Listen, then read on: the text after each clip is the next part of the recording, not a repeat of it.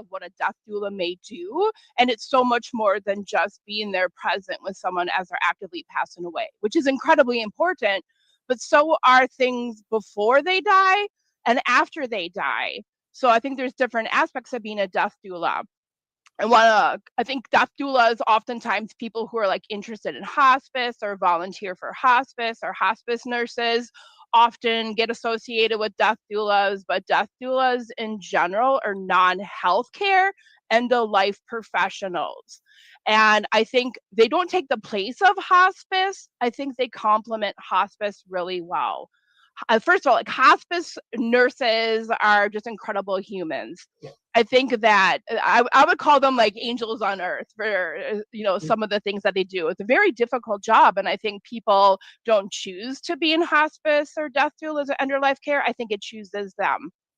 And so like hospice nurses come and do like palliative care, like provide medications and do the medical type of stuff.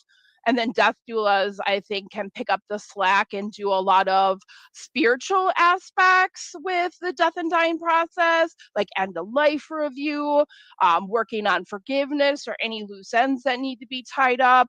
They can do a lot of the social elements.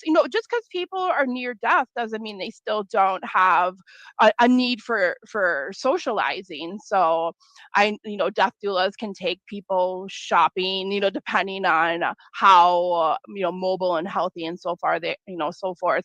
And they can do things that a hospice nurse wouldn't do. A big thing that I think it's really important as a death doula that I talk to a lot of my clients about is, if you're a witch or into magic or cult, what are you gonna do with your magical tools? Who's gonna get them? Because if your family is not so much into the occult or magic, they're gonna throw that shit in the garbage when you pass away. So I'm a big, proponent or supporter of put the stuff in your will. Or, we need to make sure we dedicate our magical tools, our oracle cards, our paranormal tools to someone when we pass away. Otherwise, it's just going to get thrown away. So death doulas pre-death can help people, like, what are your cemetery plans? Like, where do you want your final disposition to be? What are your funeral home plans? Do you want to be cremated? Do you want to be a full, a green burial? Do you want to be a casket? So they can help people make those sort of arrangements, help them do a will, a living will. Who's your power of attorney? Like, when I work with people, I focus a lot on the pre-death, like planning for your death, to make it easier on both yourself and your loved ones. So what do you want your funeral to look like? I always give people homework. You need to have a will. It's very, very important to have a will, especially if you own property or have things that are of value. You need to have your cemetery planning done. Like, where do you want your final resting place to be? You need to do your funeral home planning. You need to have a power of attorney, particularly a durable power of attorney. But then you need to have all this information somewhere where your loved ones can find it when you pass away. And I think it's so important to do this pre-planning before you pass away, especially if you're a witch or a magician, because if you don't put the stuff in writing and pre-plan it, and when you pre-plan it, those in the cemetery and funeral home industry have to carry out your wishes. A lot of our families are maybe Christians and might bury you in a Christian cemetery, or, embalm you if that's against your wishes. I see it every day, like working in death care. If people don't put their stuff in writing, especially if they're of a marginalized, group, not just witches, but also LGBTQ, like, put your stuff in writing and make it legal, get it notarized, go see a lawyer so your wishes can be fulfilled. I also, like, on the pre-death aspect, death doulas can help people work on, like, forgiveness. I, as a death doula, do a lot of past life regressions. Like, let's go back and take a look at things that might be unresolved from past lives that you brought into this life, and let's try to understand it, resolve it, so you don't bring that into your next lifetime. So I do a lot of, like, metaphysical stuff as a death doula, which I think, yes, I think death doulas tend to be more spiritual and metaphysical than the hospice professionals, but I think the metaphysical aspects are not addressed enough. I'll do soul retrievals with people, as prior to death, to help them get back the pieces of their soul that might be missing or scattered across the universe. Help people do like life reviews, legacy projects, get their ducks in a row, per se. And then there's death doulas that are like, oh yeah, it really is. It really is. Yeah, I'm a planner, so you can plan every aspect of your life, including your death. So, and that's something I'm a big advocate for. I think the more you have things planned ahead of time, just the easier it is, and your loved ones can focus on remembering you and grieving you, instead of, where is this money going to come from? What are their wishes? What do they want? We don't even know. Right. And then death doulas, in the active process of dying, like hold vigil and are there as someone holding space as they're actively passing away. And then like right after death, helping them cross over to the spirit world, so they're not stuck on the earth plane, unwinding energy, like cleaning up and closing the chakras so they can't come back to their body, or they're not still attached to their body.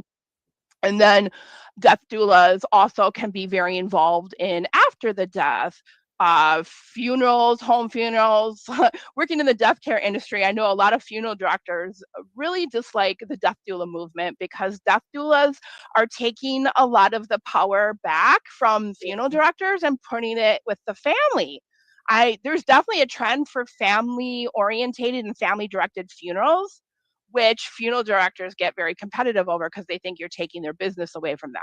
Yes, it's all about money. but like death doulas can help families do home funerals, do home wakes. Like that's the way it always was up until about 100 years ago. We had our funerals and our wakes in our homes, and the family was involved. And I don't think a lot of people realize you don't need to call the coroner, the medical examiner for 24 hours after someone passes away. So a death doula can help a family spend that time right after death, cleaning their loved one, washing their loved one, blessing their loved one, just being there. So death doulas can do a lot before, during, and after death. And I think society just often thinks of death doulas like they're actively dying, but there's so much they can do as a death doula.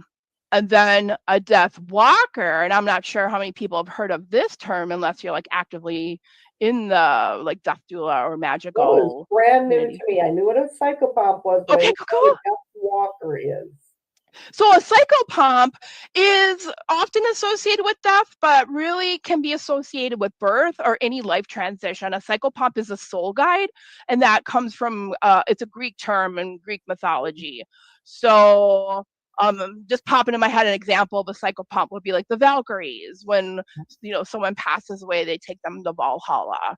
So there's psychopomps in all different mythologies. So a psychopomp is a soul guide. So they can bring you into this world when you're born. If you're going through like major life transitions, like a spiritual awakening or psychic awakening, or starting a new job, or having a child of your own, or moving, they can guide you in like large, big events in your life that they're often can be present for. But then they're also there when your soul transitions from the mundane world into the spiritual world. So is a psychopomp. So a death walker, and this is really, so like my specialty is the dead. Working with dead bodies. That sounds so crude. working with the dead, working with souls of the dead. So a death walker can kind of be in the same realm as like a medium, but there's a striking difference where mediums bring souls to them, like conjure souls to them to communicate. A death walker goes to the souls, goes to the spirit world. So kind of some of the techniques of a death walker might be like astral projection or journeying into the spirit world. So I go to them. And why would I go to a soul? Often they're stuck. They're earthbound. A lot of the ones, so like a large part of my psychology career has been working in addiction. So when people overdose and die, when people have accidents, when they suicide, then sometimes they don't realize they're dead and they're confused and they're they're earthbound. So a death walker can go to the spirit world and communicate with them. Hey, let them know they're dead, give them their options. And because they don't, they have free will too. They don't have to cross over, but give them their options and encourage them to cross over into the spirit world. So death walkers go to the spirits. They go to the different realms of the astral world and the spirit plane, etc. We could have used you a while ago because we bought this old wood stove, an old wood cook stove, and it had a spirit attached to it. And she wanted to cross. She was Christian. She wanted to go to heaven, but she thought that she had done sinful things in her life and Yep. wasn't really ready to transition. And, we'd always smell food cooking. And eventually she felt comfortable enough to leave, but it would have been helpful had we had somebody like you to help her to transition. Sometimes I think people, like I know some people that have spirits in their homes or objects with attachments, and people just get used to it and think, oh, we'll just cohabilitate. No, they're not supposed to be here though. They're supposed to cross over. They're supposed to go to the spirit world and then start their journey of reincarnation and all that all over again. So when they get stuck, I think we stop their immortal soul journey. Right. And she wasn't like spooky or dangerous or icky or anything. She was just there, but I could sense she didn't want to be. Yeah, and sometimes they don't know, like they don't know that they're dead. They don't know how to cross over. They're just confused and stuck, especially if they've been there a while. They just don't know any other way. Well, the wood stove is from the 1930s, so That's very cool. Yeah. I love to go thrift shopping and antiquing, and I think so many objects probably have attachments and people don't even realize it. Right. Because people get very attached to their objects. People don't also want to cross over if they're very materialistic. Like my grandfather, when he passed away, had a hard time crossing over because he built his home, and his home was very beautiful, and he loved his home and was so proud of it. And he didn't want to cross over when he passed away because he was very connected to his home. So when people are connected to material possessions, I work in a cemetery. When people feel guilty for leaving their family members, they don't want to cross over. So I think this happens more often than people realize, where spirits kind of stay stuck, almost in a limbo. I've also heard of ones that want to be kind of controlling. It's like, I don't want to leave my family alone. They won't be able to function without me. So families too can keep their loved ones stuck here. So like what comes to mind is I know a mother and a daughter, and her daughter passed away, the daughter passed away of a rare childhood cancer when she was like 10 years old. And the family was just so consumed with grief and guilt. They took all these classes to become mediums themselves, but every single weekend, whenever there was a spirit fair or psychic fair, they would go and have a reading with every single psychic there. So they kept her stuck here by constantly having readings to talk to her. Poor thing. So I think we can keep people stuck with our guilt too. Yeah. So in your work, at your ministry, and that includes helping facilitate communication between the souls of the dead and the living, what all does that entail? Oh, that's so wonderful. That's a really wonderful question. So I am a transpersonal psychologist, which is, for lack of a better word, a spiritual psychologist, or a psychologist that focuses on above and beyond the ego. So a big part of communicating between family and their loved ones in spirit is empowering the loved ones that they can communicate with their loved ones in spirit, and their loved ones are always around. A lot of people, and I'm real big with this, a lot of people, are not very confident in their psychic abilities. I think we all have them. I think every single person is intuitive, whether they realize it or not.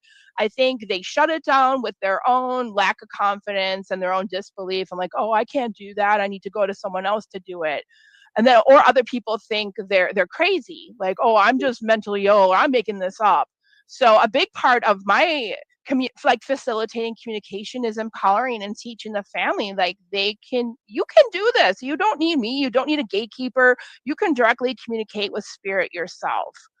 Otherwise, I think another way to answer your question is I find, especially with grief work, that people being able to have messages passed to them from their loved ones that they're okay, they're happy, they're in a good place, they're still around, they're still watching them, can do so much for helping to ease grief. Passing along those messages in that way. We have a question from Yeah. Fire Jewel Howard, who asked, Fire.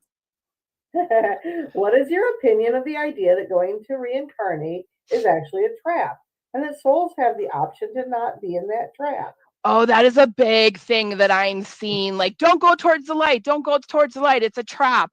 Especially, like, I don't know if you've heard of Dolores Cannon. So Dolores Cannon was one of the first people in the 1960s to kind of come up with the concept of using hypnosis for past life regression.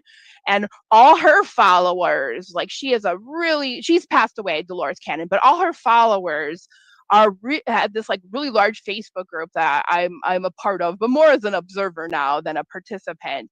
And a lot of them are kind of fueling this concept that reincarnation is a trap. Don't go to the light. If someone says, go to the light when you're dying, then don't go to the light. So basically, you're staying earthbound. You're staying stuck. And my thoughts on that are like reincarnation in every different spiritual discipline, including Christianity, before they took it out of the Bible, back in Constantine, who took it out of the Bible in like the 1400s.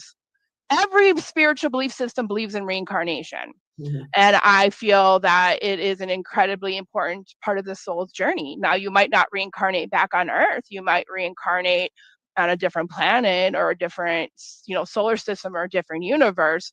But I personally think our souls keep on reincarnating. When we're done on the 3D level, we keep reincarnating in the higher levels till eventually we become one with source, universal mind, whatever you want to call it. So that's to answer her question, I believe that's a toxic New Age concept. And I don't have much good to say about New Age beliefs. I think a lot of them are very toxic, disempowering, toxic positivity, people who pick and choose what they want from other spiritual traditions and whitewash it. So that's I think a very toxic New Age concept that I've seen around the past couple of years. Okay, well, thank you for the answer for that. Okay, here we go. How do you undertake, pun intended, your mediumship? Like, explain the process of mediumship or a seance. I love by the way, I loved all your questions. When you sent them to me, I was like, these are awesome. I think people think it's harder than it really is. You do not need, and this is once again my opinion, and I want to preface this by like, I didn't believe in any of this stuff back in, I was very curious about witchcraft and witchy stuff and the occult and all that in my teens, but then in my 20s, I didn't believe in any of this. I was an atheist. I believed when you died, the lights went out. I thought like psychics and mediums, growing up with Miss Cleo on TV, like that's all bullshit. I don't believe in any of that kind of stuff until I had some unexplainable experiences that I had to reframe the way that I looked at the world. My experiences challenged my world belief. So I absolutely believe in this kind of stuff now. So if I can do this, anyone can do it because I didn't believe in any of this. It's not as hard as people think it is. I don't think you need to do any special spell work. I don't think you need a photograph or an object of the loved one. I think they want to communicate. I think they're always there. It's just like picking up a telephone. All you got to do is pick up the telephone, have the intent, who am I calling, pick up the telephone and dial. All you need to do is just think of them and they're there. And once again, that's going to go back to what I think, how people don't have enough confidence in themselves with their psychic abilities. They doubt themselves. They think they're making it up. So I think people, when they have strong self-esteem and confidence and believe in themselves, I think automatically their psychic and mediumship abilities get stronger. So I literally just have to think of someone and I can see them and communicate with them. So my process. Strangers as well. It's a lot easier for me to communicate with my own loved ones that way, but yes, strangers. All I need to know is a name. Pictures can be helpful. Not to say, it really is not that difficult. I don't think it is. Mhm. Like I said, I largely think it's intent and then just belief in yourself. Oh, Fire yes. Jewel Howard asks, Yeah, so these do are, you ghost hunt and oh, have you experienced imprints that are yes. reruns? Yes, yes. Oh, I love it. I love this question. Yes, I have all the paranormal tools. In fact, I love to use them during seances and during mediumship because it's not like I need it, but I feel like when people, like, I don't feel like I need to use cards and tarot cards to do readings either. It's more for the other person. Like when they have like a visual confirmation, I feel like they believe it more, they believe it better. But like like using the paranormal tools, like EMF meter, spirit candle, metaphysical, like the paranormal music box. I like using those because people, when they get the little visual responses, they're like, okay, this is real. She's not just making this up. But Mhm. yeah, I've experienced a lot of imprints. I always happen to live in haunted homes, and now I'm really starting to wonder if they're haunted or if I have brought them here. I my One of my last offices was in a 3-story, very extremely haunted building, and there was a large imprint there. Like as a psychologist, most my clients are psychics and mediums and witches and shamans. In fact, I don't really have any mundane clients because I kind of advertise myself as like a psychologist for the metaphysical or for the paranormal. And one of my office buildings, right in front of the woman's bathroom, everyone was like, "What's going on by the bathroom?" That was where it used to be an old warehouse. That's where they would punch in for the day and then punch out. So you would get imprints of spirits walking back and forth, because they're punching in, punching out. So yeah, I get imprints. In fact, I think a lot, or I've experienced imprints to answer a question. In fact, I think a lot of hauntings are imprints and just memories of things that have happened. Not necessarily like a spirit there, but just a memory. So I'm a believer because this house that I'm in right now is super haunted, and the people that lived here a long time ago spoke the Czech language, Czechoslovakian. Ooh, I don't speak it, okay, but I heard them yeah. speaking it, and I have a friend that does speak Czechoslovak or did speak Czech language, and he heard them and understood them.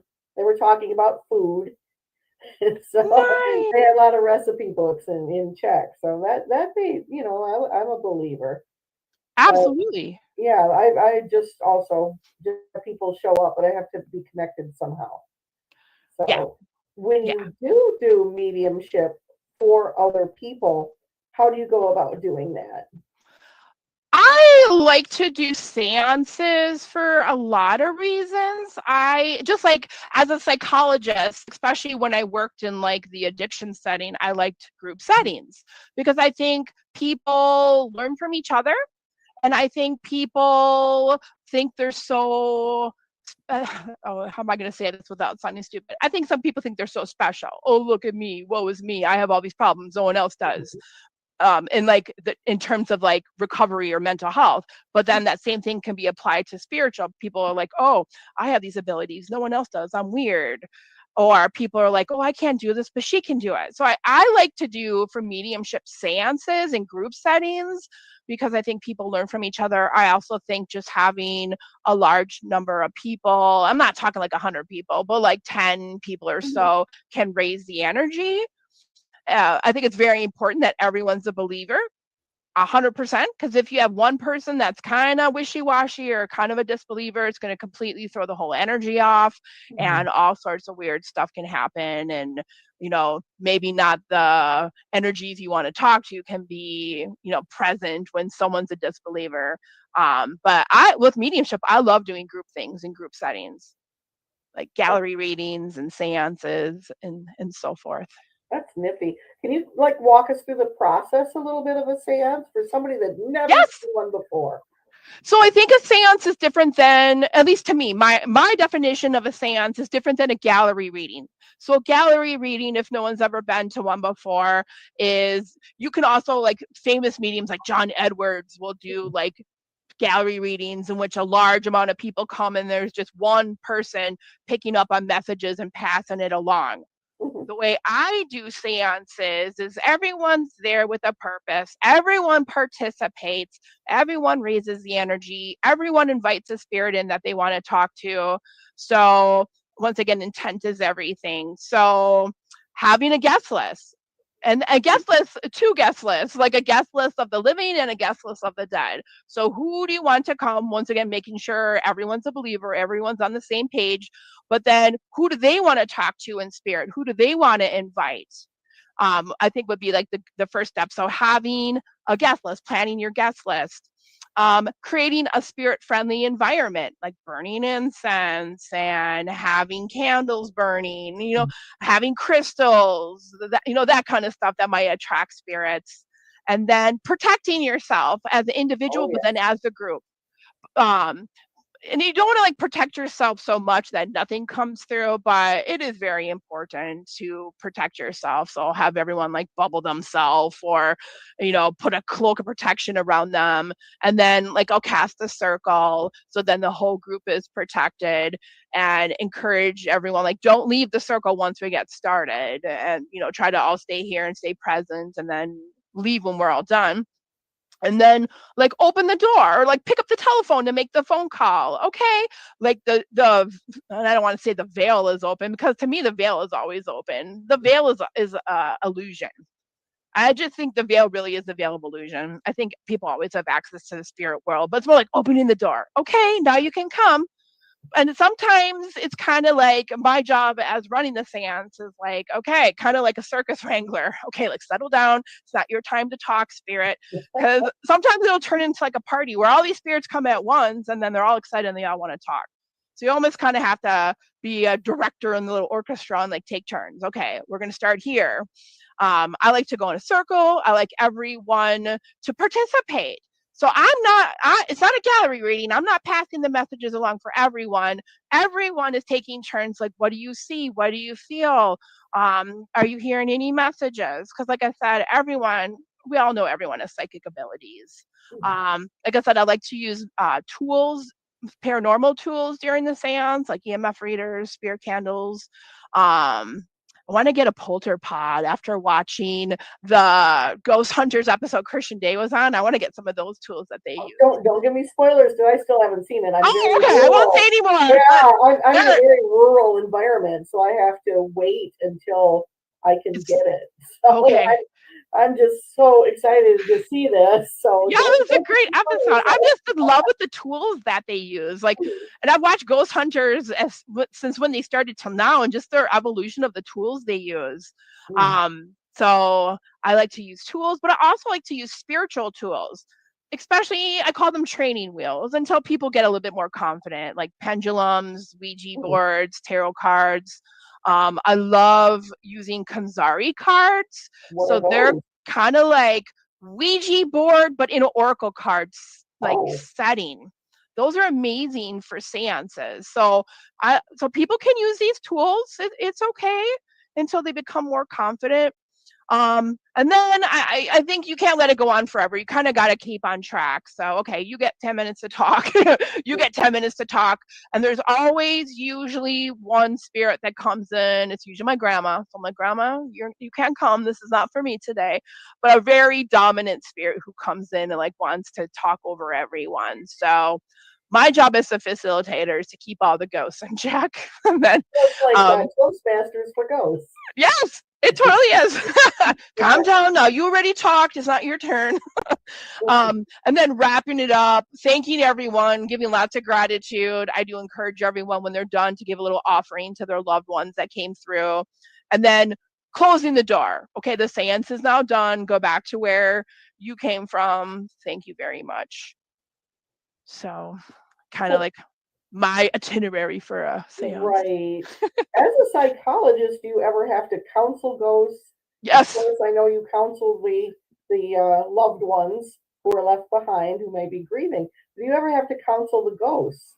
Yes. So that fits into like the Death Walker role. So why are you still with your family? Why are you still bugging them? Because sometimes hauntings are really the loved one, and I use haunting loosely. is the ghost like, why are you still here? Like some ghosts, I think we retain our personality after we die. So if people are abusive or controlling or narcissistic in this lifetime, they'll be that way. They retain a lot of those elements as a ghost. So I don't want to say scolding some of the ghosts, but yeah, they need counseling. But ultimately, the counseling is very short term, like maybe one session, because they need to move on. Mm-hmm. So yeah, I counsel ghosts. Cool. And yes, people do come to their funerals. Before anyone asks that question, yes, spirits, because I work at a cemetery, spirits do come to their funerals, and they're very present. Interesting. Yeah. Jamie Lynn Denton asks, I have seen the episode and it was very, very good. 100%. It was very good. I'm looking forward to that still. Okay, so as a medium, what is your most difficult task and what is your most rewarding task? Most difficult, being honest, it's draining. I'm like perpetual, and I feel like called to do this. Like, this is my reason for existing. This is my purpose in life. You can't run away from it because you're going to keep encountering it until you just embrace it and give in. It's very draining. I'm like perpetually tired. My Fitbit, when I wake up in the morning, says, "Yay, good job! You have a good high energy level. You slept good." But I'm tired. It's draining. Like, I work with spirits and in death care every single day, Monday through 7 days a week, and it's tired. It's draining. I often do myself have spirits like hitchhikers that follow me home, that come to my house. So I worked very hard on protection and clearing, but I still have spirits that attach to me and drain me. So a lot like in the movie Ghost with Whoopi Goldberg and how they're all like lining up. Yeah. So that really happens. Yeah, it does. I do. I had a reading with a medium myself last weekend, and she's like, "Before I even saw you, I saw the spirits that are attached to you coming." I was like, "Oh shit!" So that's the most difficult thing for me. The most rewarding. What's the most rewarding? Passing along the message to someone who was a disbeliever or kind of on the fence, and they're like, "Okay, there's no way you're making that up." Okay. Mm-hmm. That's to me extremely rewarding. Yeah, it kind of is a little, I'm not going to lie, on your ego, like, yeah, I pass it along, or I like, they believe me, but just for them, when a non-believer kind of becomes a believer, or at least a partial believer, I think that is very rewarding. I see from your bio that you work primarily with death entities, or chthonic, I hope I'm pronouncing that correctly, entities and deities. So what are some of the underworld deities whom you work with? So since I love plants and I love death, Persephone, I don't think it's any surprise to anyone who knows about Persephone, is my patron goddess. I love Persephone. I am definitely her servant. Hecate, of course, she works very closely with Persephone, but like Hecate's hoard and all the energies connected to Hecate, not just Hecate, but everything she represents. Oya, I work with Oya as a guardian of cemeteries. I work with Hel from the Norse pantheon, Santa Muerte. In fact, I got married on the Day of the Dead. So I love Santa Muerte. A newer one that has kind of become interested in me is Nephthys, Isis's sister from the Egyptian pantheon. She's more of a funerary and grief goddess. So she's kind of been like, hey, what's going on? So she's one I'm looking forward to building a relationship with. Then I also work, I don't know if I would consider these like underworld deities, but more maybe kind of associated with death, like the Morrigan and Freya. I've been told the other day that I spend a little too much time focused on death and dying and in the underworld. So I'm looking forward to spring so I can focus a little bit more on life and plants and that sort of stuff. But yeah. Well, that's a good segue about your gardening. Yes. I'm a homesteader, so this is of particular interest to me. So I'd like to know a little bit about your herbalism, heirloom gardening. For viewers who might not know, is preserving species that might have gone extinct if somebody didn't cultivate them. But I want to know especially about Gothic gardening, graveyard gardening, and gardening for the dead. Oh, I could talk about this forever. In fact, that will be my first book coming out, Gardens for Ghosts. So that was it's based on my WitchCon presentation, not this year, but in 2024. I did my presentation was on gardening for the dead, for having gardens for death deities, gardens for grief, gardens for funerals, and all that sort of stuff. So that will be my book hopefully coming out later this year. So Gothic gardening is where my heart and soul. So I have I have a huge Gothic garden outside. So Gothic garden is a throwback to the Victorian era. So in the Victorian era, they didn't have TV and radio and all that like we do. So, and they were already obsessed with death. And, they were surrounded by death. So we still didn't have modern medicine. People went to hospitals, like disease-ridden holes where people died. People started planning their death from a young age because they had like tuberculosis, consumption, like they had a lot of diseases. So a lot of people died, and people died, sometimes quite young. They ran out of room in the cemeteries to bury all the dead. So then they started burying the dead in the public gardens. So Gothic gardening, to me, true Gothic gardening, a lot of people are like, oh, it's just black plants. Well, that's part of it. And that's why my side note, people do so many things and don't even realize what it's really about or the origin. They're just like, oh, Gothic gardening is black plants. No, it's a throwback to the Victorian era in which they had to bury their dead in the gardens because they ran out of room. So it's like Gothic gardening is partially that. It's also the gardens at that time, were a form of entertainment for the Victorians. More people at that time started to garden at home instead of fancy rich people just having gardens because gardening became more accessible. So the way that they would entertain themselves was with big, bold gardening.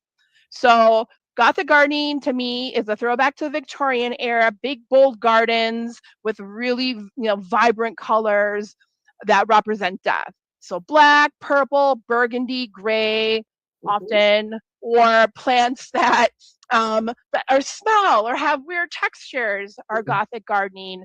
And then having like Gothic elements like gargoyles and leaving plants, like dead parts of plants and tree stumps, having like bats and solar lights, like a lot of the decor, I think really makes a Gothic garden like a Gothic garden.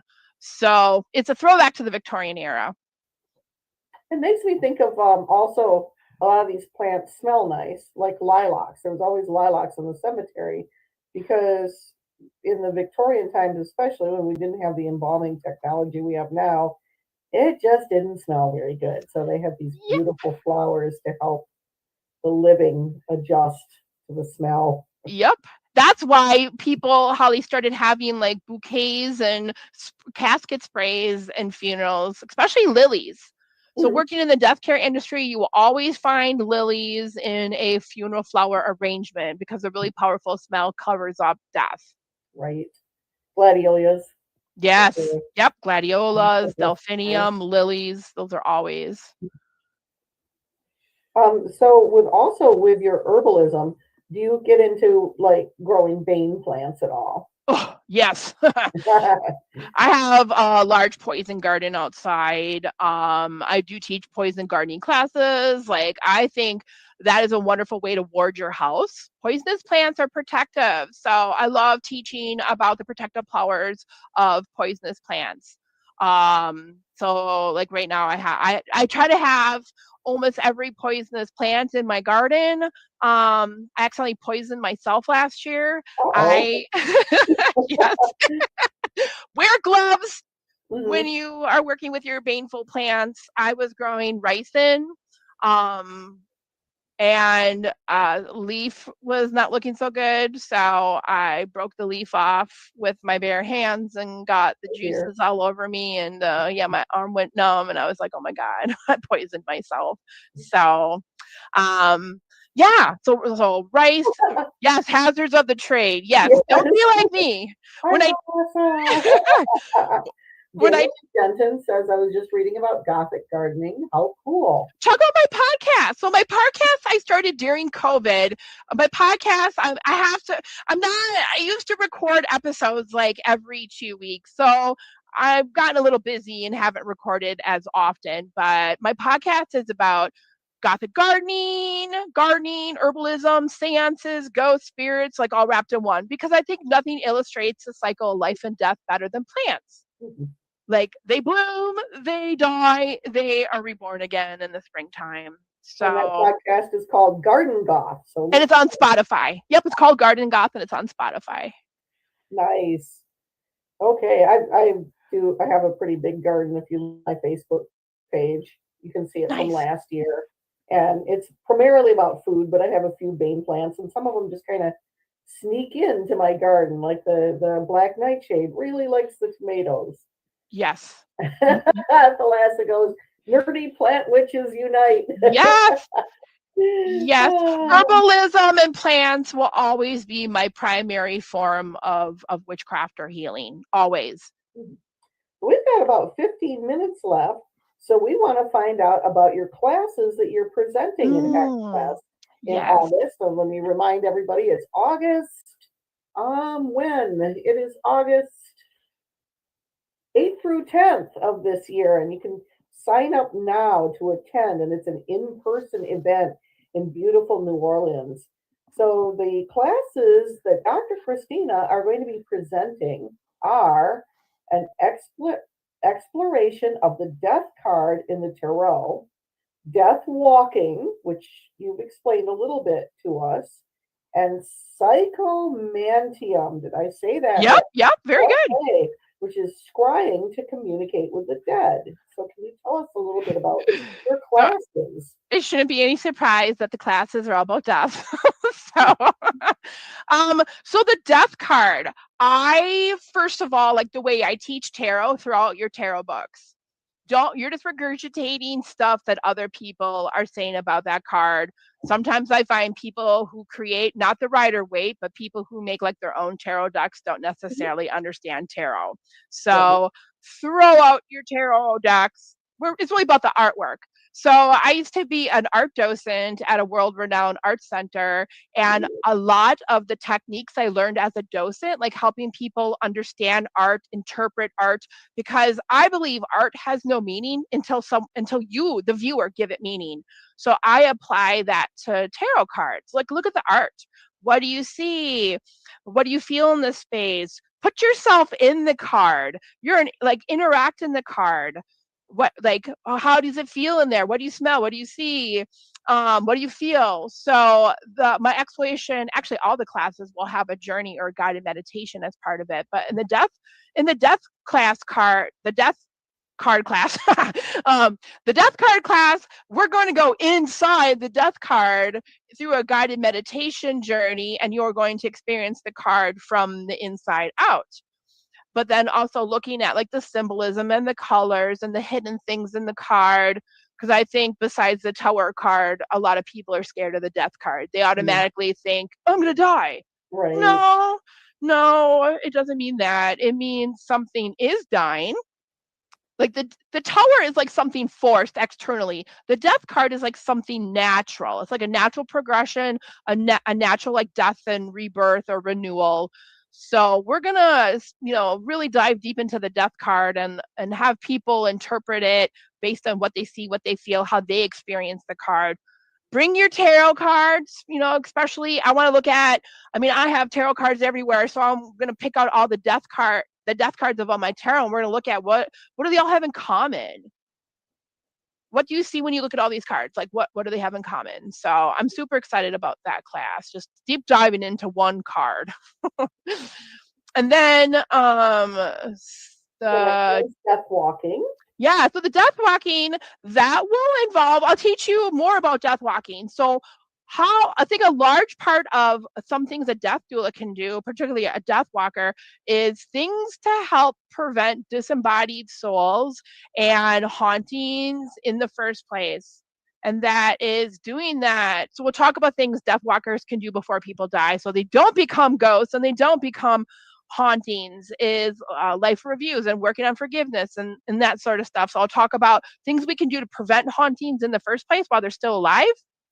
I talk about all the reasons why ghosts do become a haunted or disembodied or earthbound, and some of those we already talked about. I think often when you see like movies, you'll see like, oh, everything's like always about a kid or a child.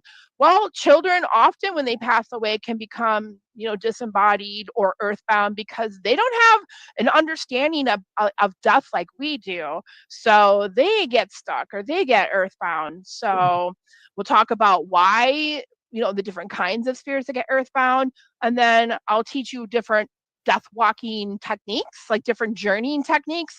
Because I know in shamanism, a lot of people are like, oh, let's go up and down the world tree. Well, that's not for everyone. So I'll teach you different techniques to like enter the spirit world, but then pack your bags. I'll take you to the spirit world on a journey. And then, we'll do a little bit of work there. I'm super excited about all this. Then the psychomantium, I'm excited about everything. So that is actually based on Greek mythology, but like revamping a more modernization of it. So Temple of Hades and Persephone, people would go there into the cave and they'd have big cauldrons of water in which they would, in a very dim, obviously you're in a cave, so a very dim setting lit by candles, look into the cauldron and use, rudimentary forms of scrying in which they would communicate with their loved ones through like their faces and apparitions and images appearing in the water. Well, a psychomantium is based on that concept. Raymond Moody, I believe, was a psychologist back in the 1970s who kind of took that concept and used it as a tool for grief and loss to communicate with spirits. So a psychomantium is using a mirror. It's a form of scrying using a mirror in a dark room. And you tilt it such a way, and then you use it to communicate with spirits. So in that class, I'll go over like the history based in Greek mythology, and I'll go over Raymond Moody's work. And then I'll have mirrors, but if you have even like a little compact mirror, a little mirror, bring along with you to that class, because we'll turn all the lights off and do some psychomantium work. Because I think it's so, once again, I do a grief group. I host a grief group, and I think being able to communicate with spirit yourself is a really large component of healing from grief. So that's what that class is all about. You mentioned going through water and scrying with water. Yeah. In the Greek pantheon and our Celtic pantheon, the way to the underworld is through water. Yes. It's often seen as a castle under the water. Aron, the death god's realm, is under the water. So that would be a kind of cool way to travel to go talk to other people. That is a way to death walk and enter the underworld, like you're saying. Is there anything else that you would like to add and tell us about your work, yourself, your gardens, and Hexfest? So please come to Hackfest. I want to say thank you so much to Christian Day and Brian Kane for involving me in their events. Thank you very, very much. I'm so appreciative. So appreciative. Just amazing people for the community. They've just been big supporters. So thank you so very much. Check out my podcast, Garden Goth, on Spotify. Check out the Gray Paranormal magazine by Gray House Publishing. I have 2 columns in there every edition, I guess, of a magazine. I have one all about the baneful poisonous plants, one column. My latest one was about hellebore, which is my favorite plant in the whole world. And then I have another column in that magazine, every edition, on different funeral and cemetery stigmas or superstitions. Right. So I've written about like headstones. No, headstones didn't originate to mark who's in the grave. They marked to keep them in the grave. So it's fun going over the different superstitions that a lot of them started in the Victorian era, and we just keep up with them. So check out the Gray Paranormal magazine. Check out my website, mindsoulandself.com. I do, facilitate funerals. I do death doula work through my business. I do a monthly full moon group called Lunacy. The next one's on Monday. I have hundreds of online downloadable classes on my website, and then I do see people individually.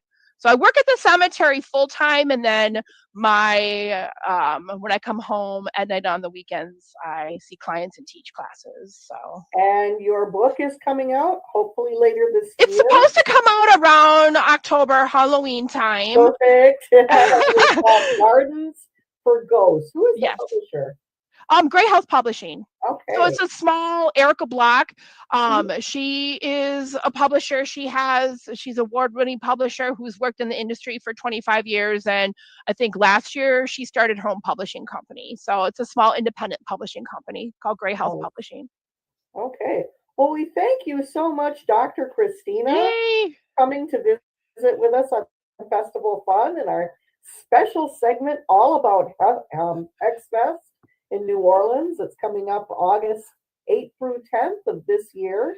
So register now and go and be part of the learning and the experience and the fun. There's going to be a lot of fun stuff too. Yes. I can't wait for that riverboat ride. That's going to be the whole highlight. I've heard that they're going to go and visit some of the graveyards down there in New Orleans. And I will be there. Are you going to be a part of WitchCon next year? Yes. So my class for WitchCon is also on death and dying. Woo! So surprise there. I'm doing a class on death astrology charts. So a lot of people are familiar with birth charts, but I'm going to cover death charts, looking at when someone passes away. Yeah, that's something that isn't done much. So that's interesting. I don't think anyone else does it. Yeah, that's something really unique. So I'm very excited. Cool. Yeah. And are you going to be part of the spectral evidence? I talked to Christian ahead of time about my class ideas, and I submitted. So my class hopefully will be on dreaming the dead. So dream work as a way to communicate with spirit. Mm-hmm. I'm going to kind of take an opposite track of if you have entities in your house that are being a little intrusive, and you don't mind them there, but you do mind them peeking in on you in the shower. Uncle Ray, could you have some boundaries here? Or banishing the ones that are kind of icky. Yep. And I don't mean gently guiding them to the underworld. I mean, you're icky, go away. So that's what mine's going to be about. Nice. So I will be there. Thank you. That's going to be coming out in this October from the 3rd to the 5th. It's the first weekend in October. Like WitchCon, it's going to be online, and it's also facilitated by Warlocks Incorporated, Christian Day, and Brian Kane, who've done so much to bring all these wonderful speakers and teachers to the public. And you can join us online. You don't have to travel. But if you do want to go to if you do want to go to HexFest, that's a great traveling experience. Yes. So we hope that many of us can all go and join. So looking forward to it. Yeah, and if anyone watching, friend me on Facebook or follow me on Instagram. You seized up there for a minute. Could you repeat that, please? Yeah, if anyone watching, feel free to friend me on Facebook or follow me on Instagram. Will do. You have to look at all my fart jokes and garden stuff. Yes, I'm all about that. Well, thank you so much, Dr. Christina. We really appreciate you being here. I very much appreciate the opportunity. Thank you. Well, I'm glad you enjoyed it. And thank you to all of our viewers for tuning in. This is Witchcraft TV. and the Festival Fun Show. So I don't know where Harold went, if he wants to do that. Oh, I'm right here. I appreciate you. Come on, Christine. Make sure y'all register for that Heck Fest for August 8th and 10th. And make sure you keep it right here on www.witchcrafttv.online, where we are a fair representation of all pagan, witch, and magic paths. Merry part for now. Thank you so much, Christine. Mary.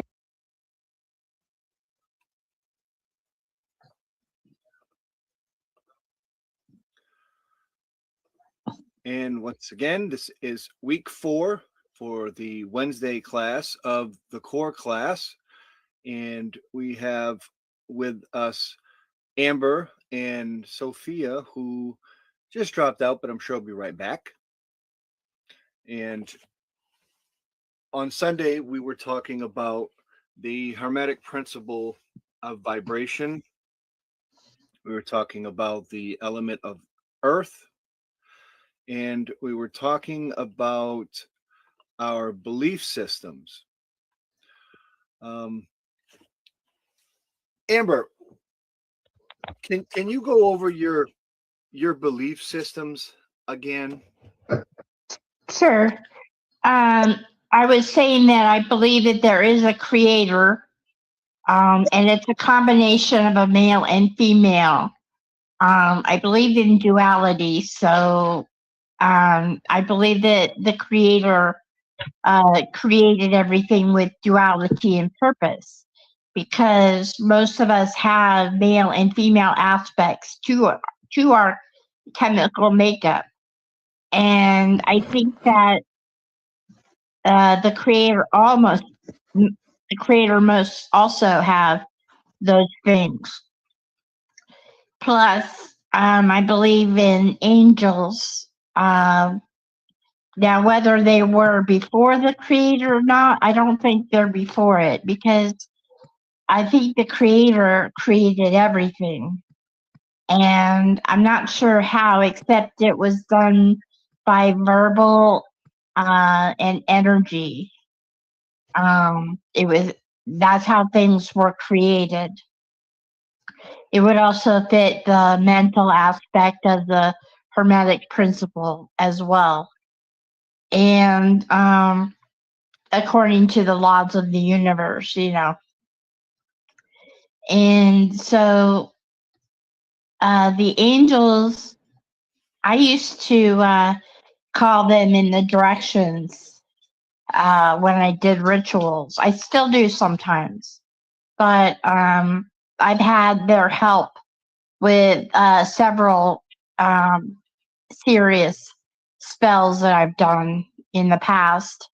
And I know that they are very helpful if you earn their favor. And I think that I've earned their favor because of my basic need to help people and be loving and kind and patient and all of that. I think they want to help me because of that, because of the standard of my being. So I also believe in aliens as well. I believe the creator created the aliens as well. I believe that there's life on other planets because there's so many other planets and different atmospheres and things like that. Sorry. And there was a meteorite that was found not too long ago that had elements in it that were not found on Earth. So I know there are other elements out there. So why can't there be other creatures or people or whatever you call them? And I looked at Area 51, the declassified documentary. And a lot of the stuff that was declassified were actual sightings and evidence of aliens, because they had to declassify them by law after so many years. I don't remember how many years, but I think that's about it. Sophia, are you back with us? I am, yeah. I was trying to ask Amber to retouch about her belief systems. Can you talk about your personal beliefs too? Oh, okay. Well, I believe in I live in England in the UK. I was brought up without any religious beliefs whatsoever. I studied mythology when I was about 12 years old. And so I've known the goddess for a long, long time. But decided to start searching for the divine masculine in order for me to be much more balanced. And because of that, I came across witchcraft about 11 months ago. So I believe in a creator. I don't believe that they're a mammal or human. I don't believe that they're gender. I think they're far beyond that. And I think, I just think that the whole creation on this world is just absolutely astounding. And yes, I believe that everybody has feminine and masculine and probably neutral aspects to themselves as humans. And it's all a case of balancing those three streams within ourselves.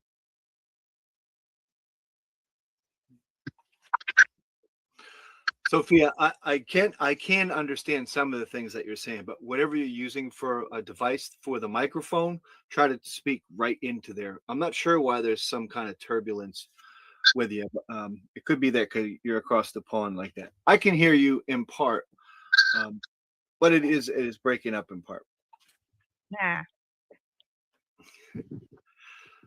So Amber, you had said that in your belief systems that you believe in angels, and my question to you, Amber, is and this came up in the core class chat room, do you believe that angels are much older than Abrahamic origins or much older than Christianity?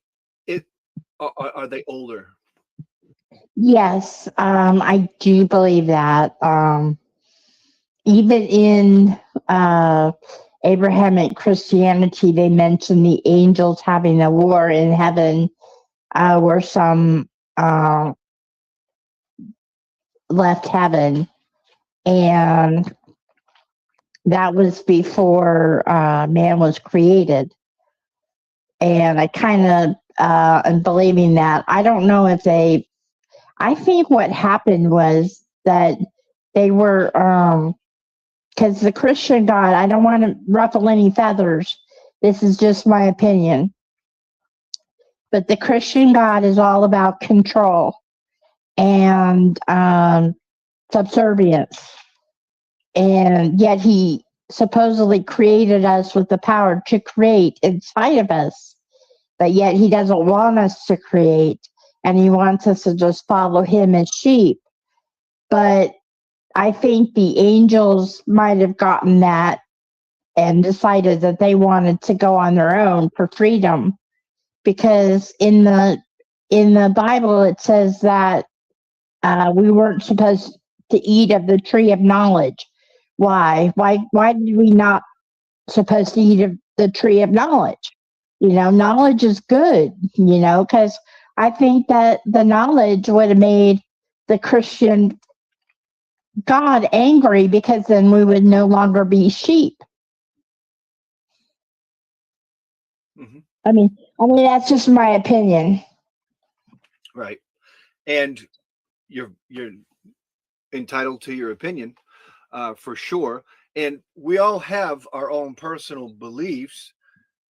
And I think that it seems like the common denominator with the class is, because we grow up in this Christian society, I almost feel like it's been embedded into us as a culture.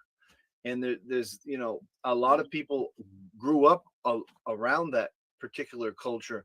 And I almost feel like, Amber, do you feel that Christianity is like like we've been almost domesticated? Like we grew up this way, and it has domesticated us, like almost enslaved us with that type of thinking. Do you think it's a domestication? I think it's an indoctrination. I think we're indoctrinated. What exactly is an indoctrination? Well, first thing that people generally do when they go to a foreign country, like say here in America, when they came over from British to England, rather, to America, there was Native Americans.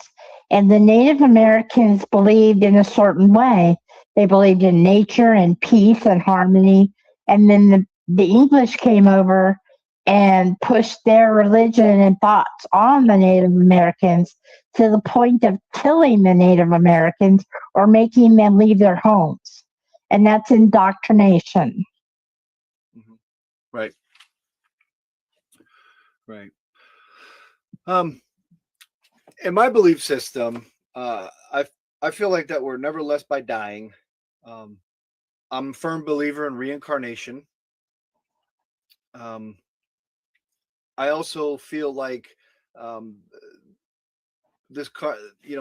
culture that we live in is a domesticated culture, and you mentioned something about you believe in aliens and stuff like that, and how exactly can you elaborate on that? Like that's different. Well, I believe there are different societies in the universe with different ideals, thoughts, and beliefs, just like different countries have their own ideals, thoughts, and beliefs.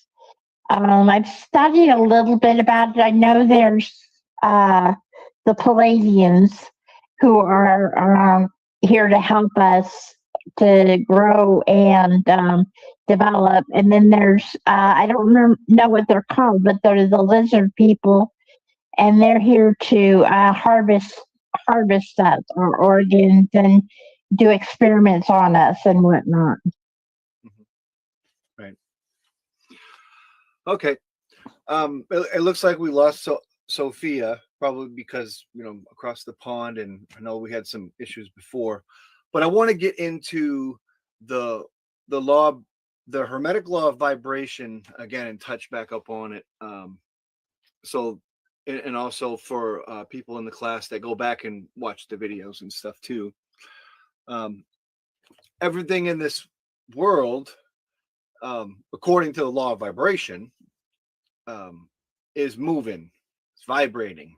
Doesn't matter if they're solid, liquid, or gas. The only difference is how fast they're going, and at what frequency they're vibrating. And I think it's important to talk about something that makes me smile every time I talk about it, but the proton, neutron, electron, and the three particles that are always revolving around the center, the nucleus center. And to me, that whole process it's like the same thing as like the planets when they revolve around the sun. And we learned before when we were talking about the law of correspondences that everything corresponds to another. you know, and the universe is always vibrating and changing. The universe is always vibrating and changing, and so are we. We're always vibrating and changes.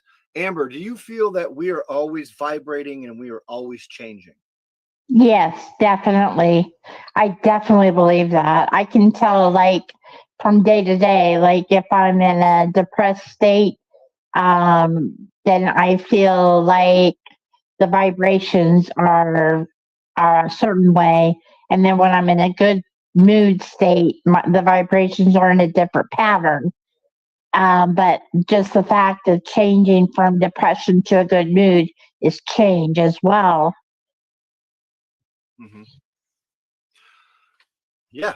When we move from one action to another, we change. When we make mistakes and we learn from our mistakes of the past and we apply it to like the future, so we don't make that mistake anymore, that's a change. That would be considered that's how the law of vibration works. You change. And also, the moment that we breathe, we change. Therefore, if you don't want to change, if somebody's like, well, I don't want to change anymore, well, I got news for you. You can't stop the change because you can't stop breathing. That's how the law of vibration works. The Hermetic principle of vibration works from changing from one condition to another. And I think that occultically, magically, we have to really get in touch with that change and embrace it and welcome the change, because the only thing constant in the world, is change. To rehash, we're in a perpetual state of motion. Even the galaxy is constantly expanding. We're constantly changing. Thus, we can extract lessons from experiences and have actions to correct those mistakes, which literally means to change and make changes. Any thoughts on that one, Amber? Yeah, I tend to agree because I think not all of the changes, but a lot of the changes are due to choices. Choices. Like if if you're going to move somewhere, you have a choice of moving there and rearranging your whole life around a new place, a new area, new people, or you stay where you are and change in a different way. You have to adapt to maybe why you can't move over there or whatever.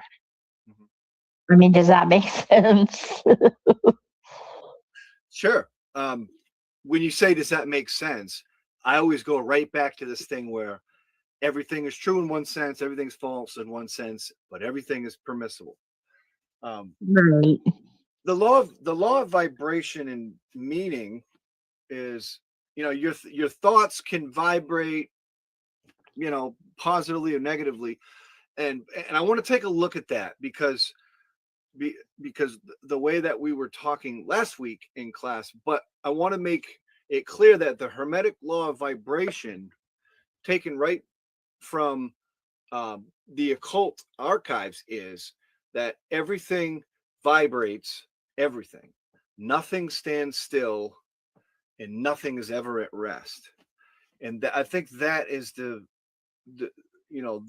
core of the Hermetic principle of vibration.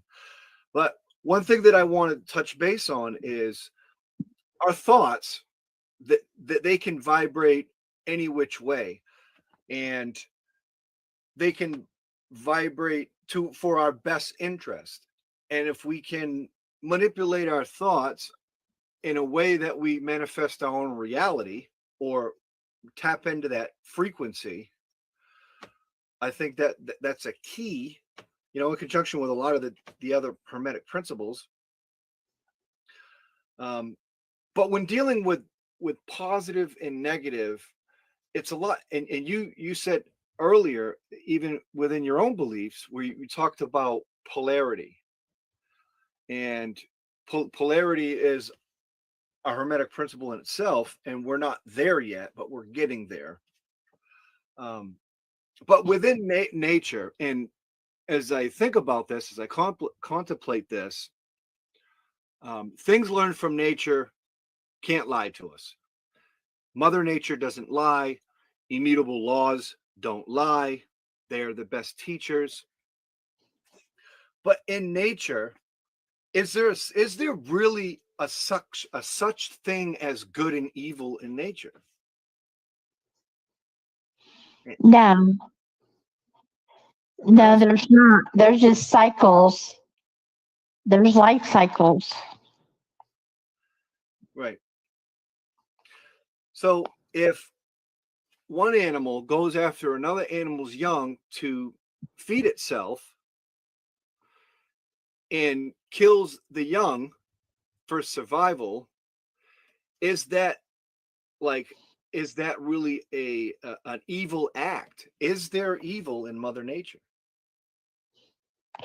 No, that's a natural cycle. Right. When we think of something in our head and our thoughts, when we contemplate it, it's almost like the vibrations of what we think about could manifest. Does that make sense, Amber? Yeah, it does. I believe they can manifest with the vibrations. Mm-hmm. So I want to get away from the thinking positive or thinking negatively. I think that within the law of vibration, the hermetic law of vibration, I think that it's whatever you think about, whatever your frequency is, the law of attraction is applied to it and could be drawn and manifested from it.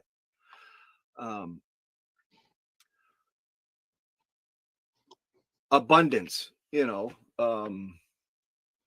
love and stuff like that, love or an abundance or prosperity or a need for something.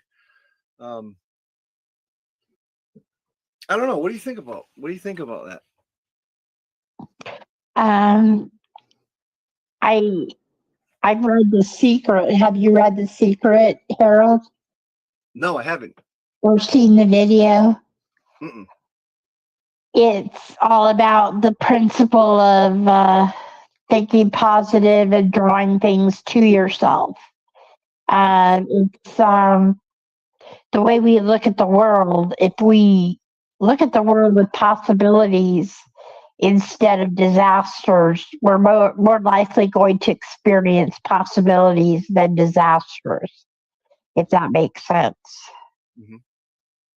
We attract those things to us with our vibrations. The vibrations attract things that are at your level or that you're ready for. Mm-hmm. The hermetic principle of vibration. Nothing rests. Mm-hmm. Everything moves. Everything vibrates. And we know this to be like a scientific thing, that everything vibrates. Yes. And the vibration itself is pure is energy. When when we have that picture in our mind of, somebody meditating and making balls and spheres in their hand and all these things, that's a vibration almost. Is that the principle of vibration or frequency, applied with the different hermetics, of mentalism and all them things kind of together. And we know that energy never dies because Mother Nature teaches us about, like you were saying, Amber, cycles. So the energy never really dies. Like the cycle, like the energy of the wheel of the year itself, where it cycles from the birth of spring, to the flourishment of summer, and ultimately to the death of the winters. That wheel of the year energy just kind of it never dies. It just turns into something else.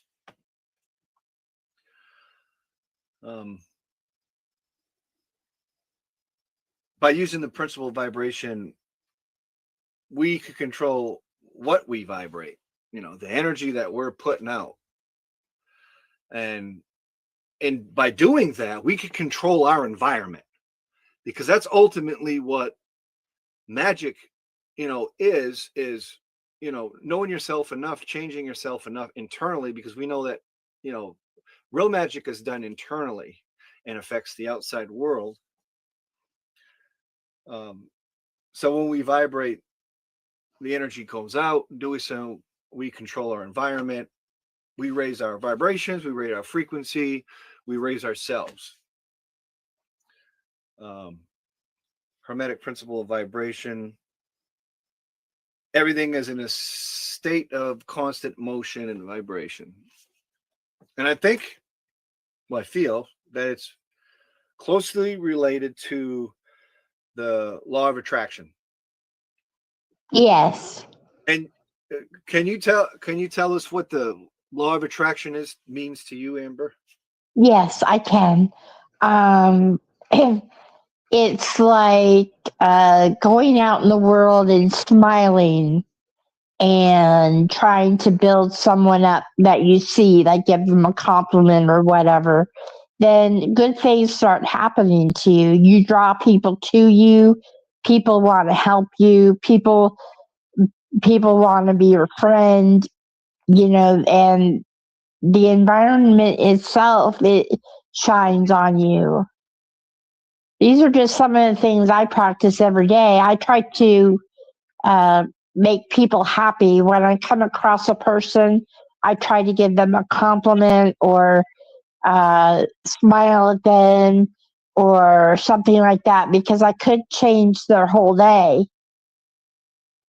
Mm-hmm. And that changes the environment for them and you. I mean, that's how I look at it. Nothing rests, everything moves, everything vibrates. It's hard to wrap your mind around that, really, that nothing rests, everything moves, everything vibrates. Like we're constantly vibrating. Like anything in the world is constantly moving in itself, even though it looks like it's holding still. It's vibrating. Like the trees outside, everything's moving. Yeah, it's interesting to go through the hermetic principles, and then it's really gonna be interesting once we go through all 7, and then we start applying them to various functions of magic and witchery and the occult. I think that's going to be very, very interesting. I want to move on to the element of earth, as we're talking about earth. And earth represents structure, it represents strength, stability. The main thing that seems to be apparent is the grounding aspects of earth, how we can ground with earth. And earth is associated with grounding. And I was talking to somebody earlier when, like, if we take an electrical current and, with a vehicle, and you have like the battery and stuff, well, they put it on steel, and steel comes from the earth and it grounds it out, so it makes sense why earth is so is utilized for grounding. Yeah. How do you ground, Amber, and what would you use? What kind of technique or exercise do you do to ground yourself? Like, have you ever had anybody say that, Amber, you're going nuts, you're out of control, you need to ground yourself? Is anybody not exactly in that way, but yes. I have been told I need to ground. Right. I mean, in our A couple of ways that I use frequently. The first way is with earth. I get barefoot and I go sit where my feet are in the dirt or sand if it's the beach, and just concentrate on peace and letting things flow down into the ground. The other way I ground is in the shower every morning. I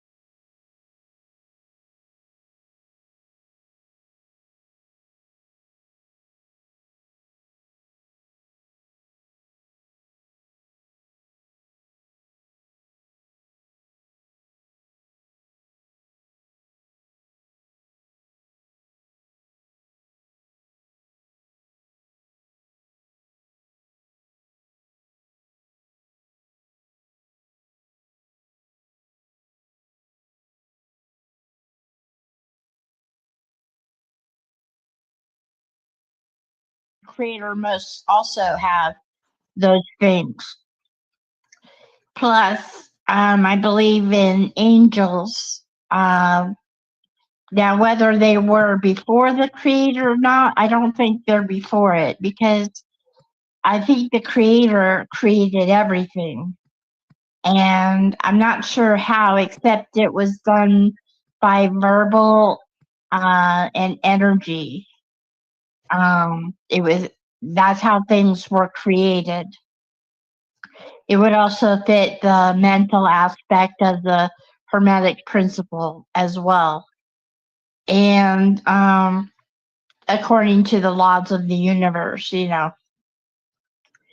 And so the angels, I used to call them in the directions when I did rituals. I still do sometimes, but I've had their help with several serious spells that I've done in the past. And I know that they are very helpful if you earn their favor. And I think that I've earned their favor because of my basic need to help people and be loving and kind and patient and all of that. I think they want to help me because of that, because of the standard of my being. So I also believe in aliens as well. I believe the creator created the aliens as well. I believe that there's life on other planets because there's so many other planets and different atmospheres and things like that. Sorry. And there was a meteorite that was found not too long ago that had elements in it that were not found on Earth. So I know there are other elements out there. So why can't there be other creatures or people or whatever you call them? Mhm. And I looked at Area 51, the declassified documentary. And a lot of the stuff that was declassified were actual sightings and evidence of aliens. Because they had to declassify them by law after so many years. I don't remember how many years, but and I think that's about it. Sophia, are you back with us? I am, yeah. I was trying to ask Amber to retouch about her belief systems. Can you talk about your personal beliefs too? Oh, okay. Well, I believe in I live in England in the UK. I was brought up without any religious beliefs whatsoever. I studied mythology when I was about 12 years old. And so I've known the goddess for a long, long time. But decided to start searching for the divine masculine in order for me to be much more balanced. And because of that, I came across witchcraft about 11 months ago. So I believe in a. Welcome, everybody, to another rendition of The Lone Wolf Show. You are watching www.witchcrafttv.online, and I'm The Lone Wolf. And today we're going to talk about pagans in the military. And this particular pagan has been a witch since 1990, I believe. And he is former SSG, retired Army, and a proud pagan. And that's always good conversation. So we welcome one of our pagan heroes right here on Witchcraft TV. Eric, how you doing, man? Hey, I'm doing good. My dog broke back into my room. She wants to be on TV. But yeah, doing great. It's raining, as I know you know, because it's probably raining in Centralia too, isn't it? Yeah, it sure is. Rain like cats and dogs. I think all it does is rain out here. Well, we had that fake spring for a minute, where it was like in the 60s for a second. There we go. So I'm just going to take a quick minute, and I'm sharing some of the feeds to our Witchcraft TV online groups and our teaching groups. And I hope I didn't double share. It looks like that's good. Yeah. So, yeah, you took a breath. I'm glad that you're on.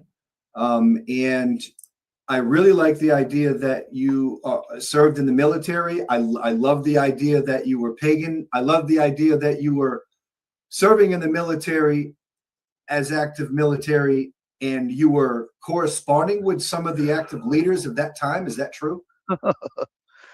Oh God, so it has to go way back. So I was born here in Skagit County in Washington State, but I was born into a very and still devoutly evangelical family.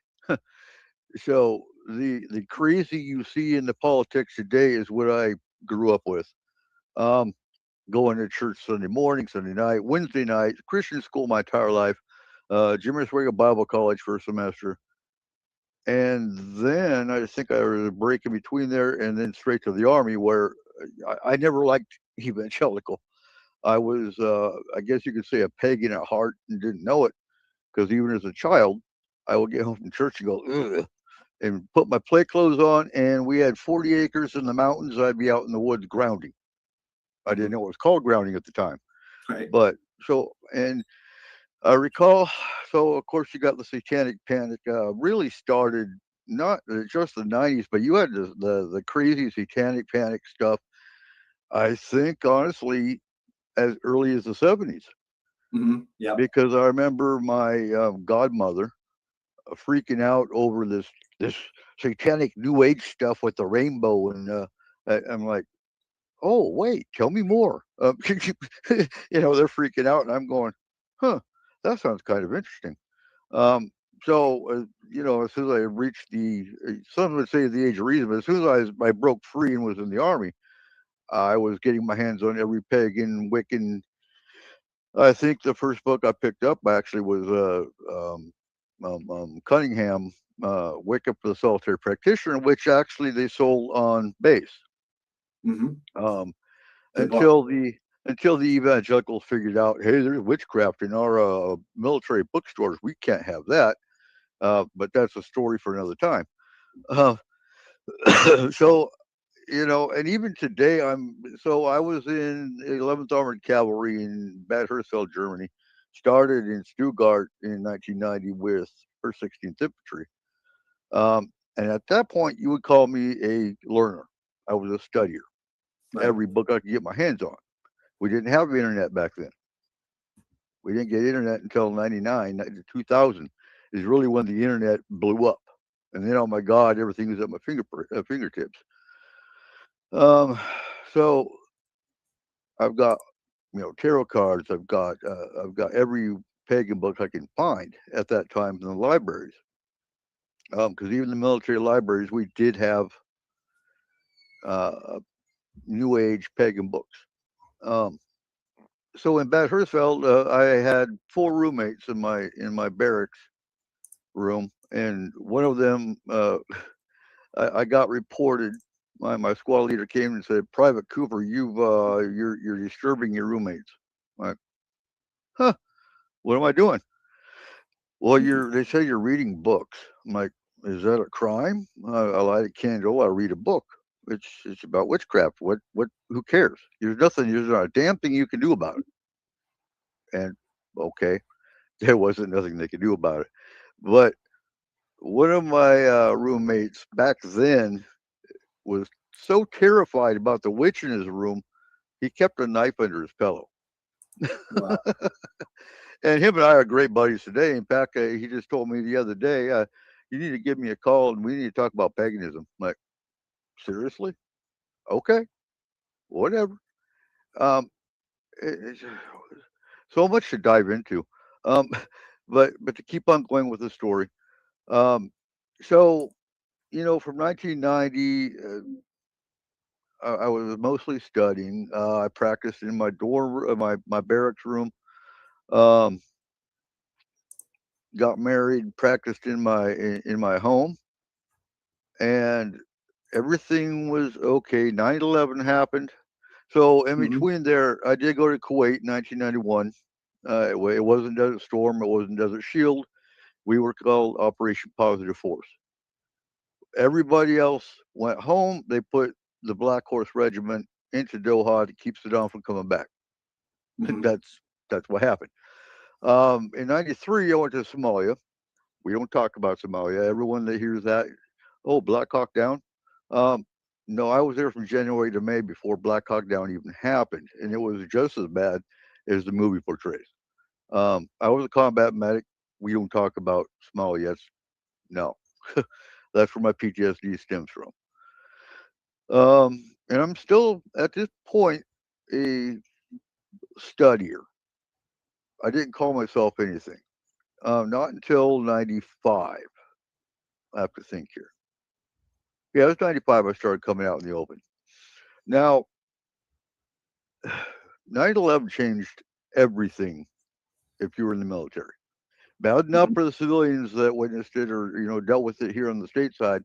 I was in Germany. And I got pulled from my normal duties because at this point, I'm a truck mechanic. and a combat medic because there was a break-in.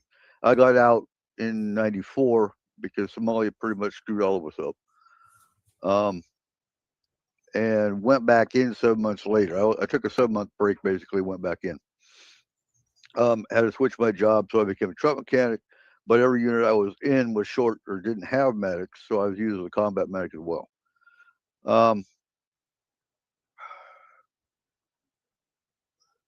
So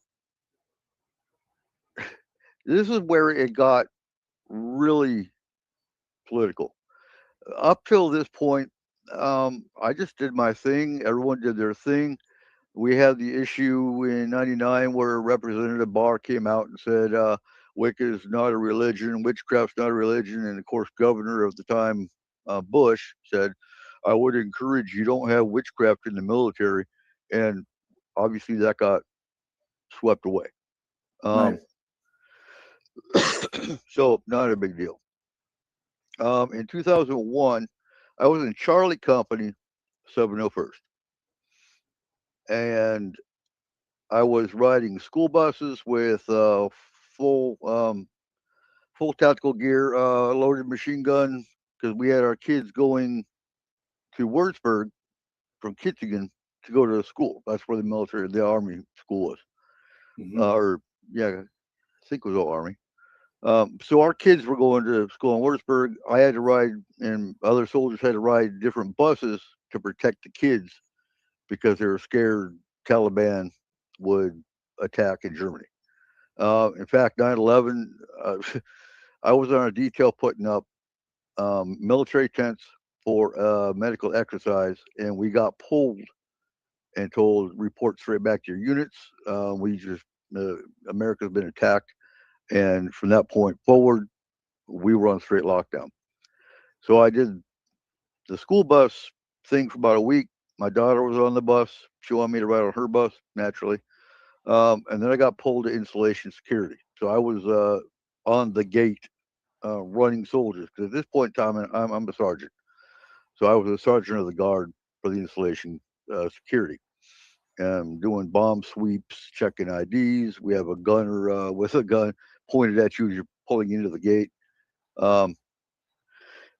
About the end of that tour of duty, I guess you would call it, my first sergeant said, "I've sent you to Bravo Company because they need more good NCOs in Bravo Company." I'm like, okay, great. I don't like change.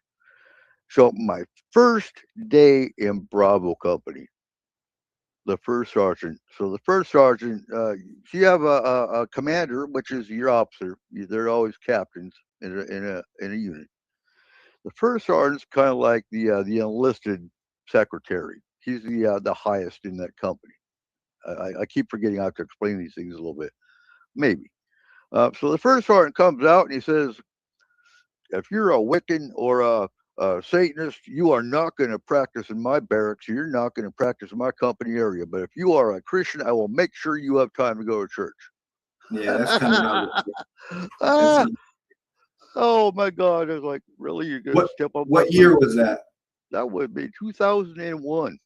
2001. Yeah, it's only what 24 years ago. Yep. Yeah. So I'm like, huh? Really? That's why they sent me to this company.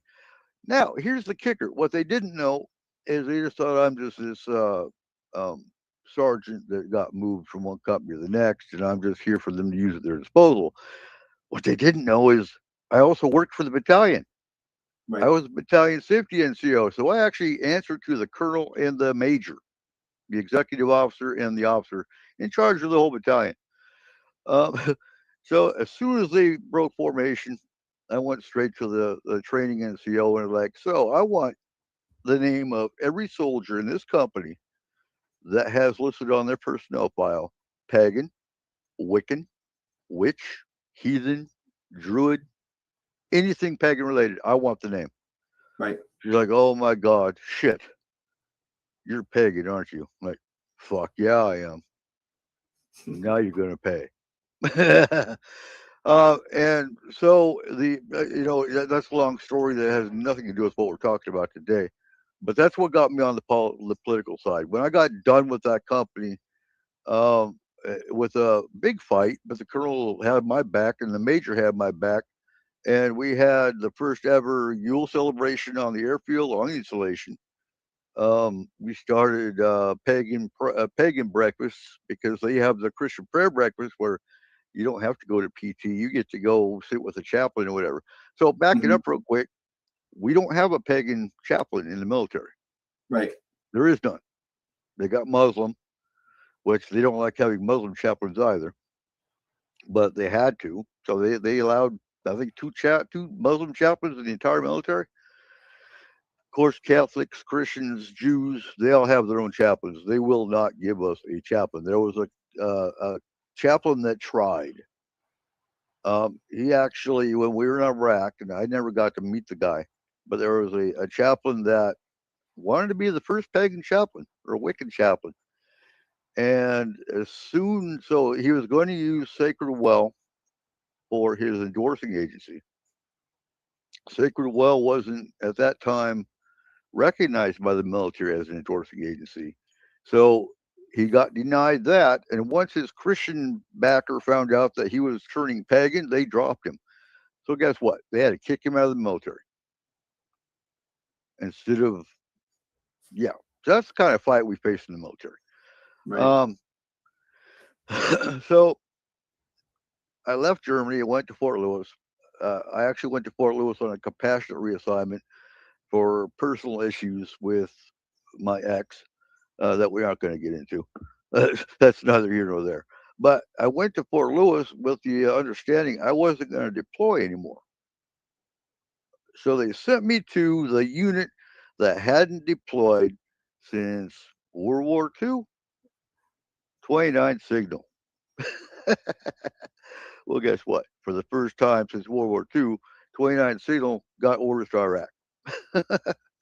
So I went to Iraq.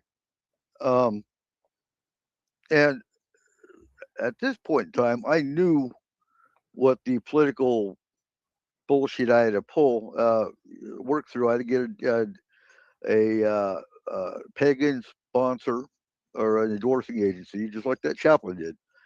And I went through Sacred Well. Sacred Well was at this point for DFGL, so a DFGL is a distinguished faith group leader. Mm-hmm. This is the replacement for, since we don't have a chaplain, you have to get a sponsor from a pagan organization, recognized by the military, have an army chaplain. I use army because that's what we are, but all of them do have to do the same thing. It's I think today the army has DRGL instead of DFGL, which is stupid. DRGL for distinguished religious group leader instead of faith group leader. The Air Force took over DFGL, so you still have to know both terms. They're both mean the same damn thing. So I got all this paperwork straightened out. So when we got to Iraq, so in Blood, Iraq, we were there January 04 to January 05. That's where Desert Moon Grove started.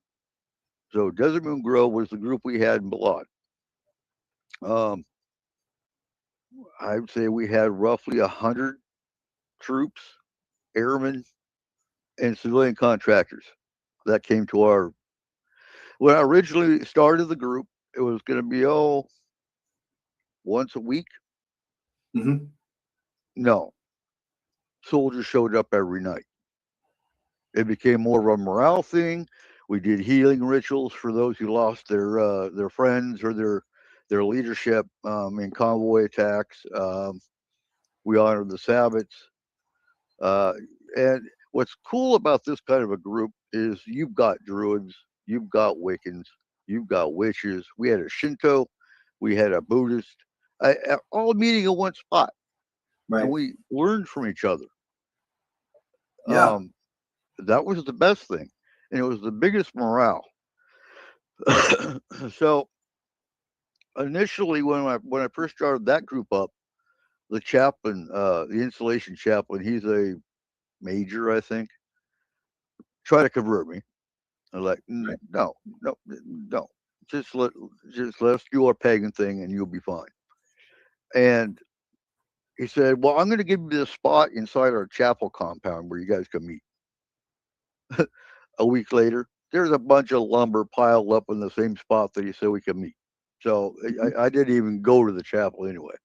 I went to my E7. Our motor sergeant is like, "Look, can we meet in the shop?" Yeah, go ahead.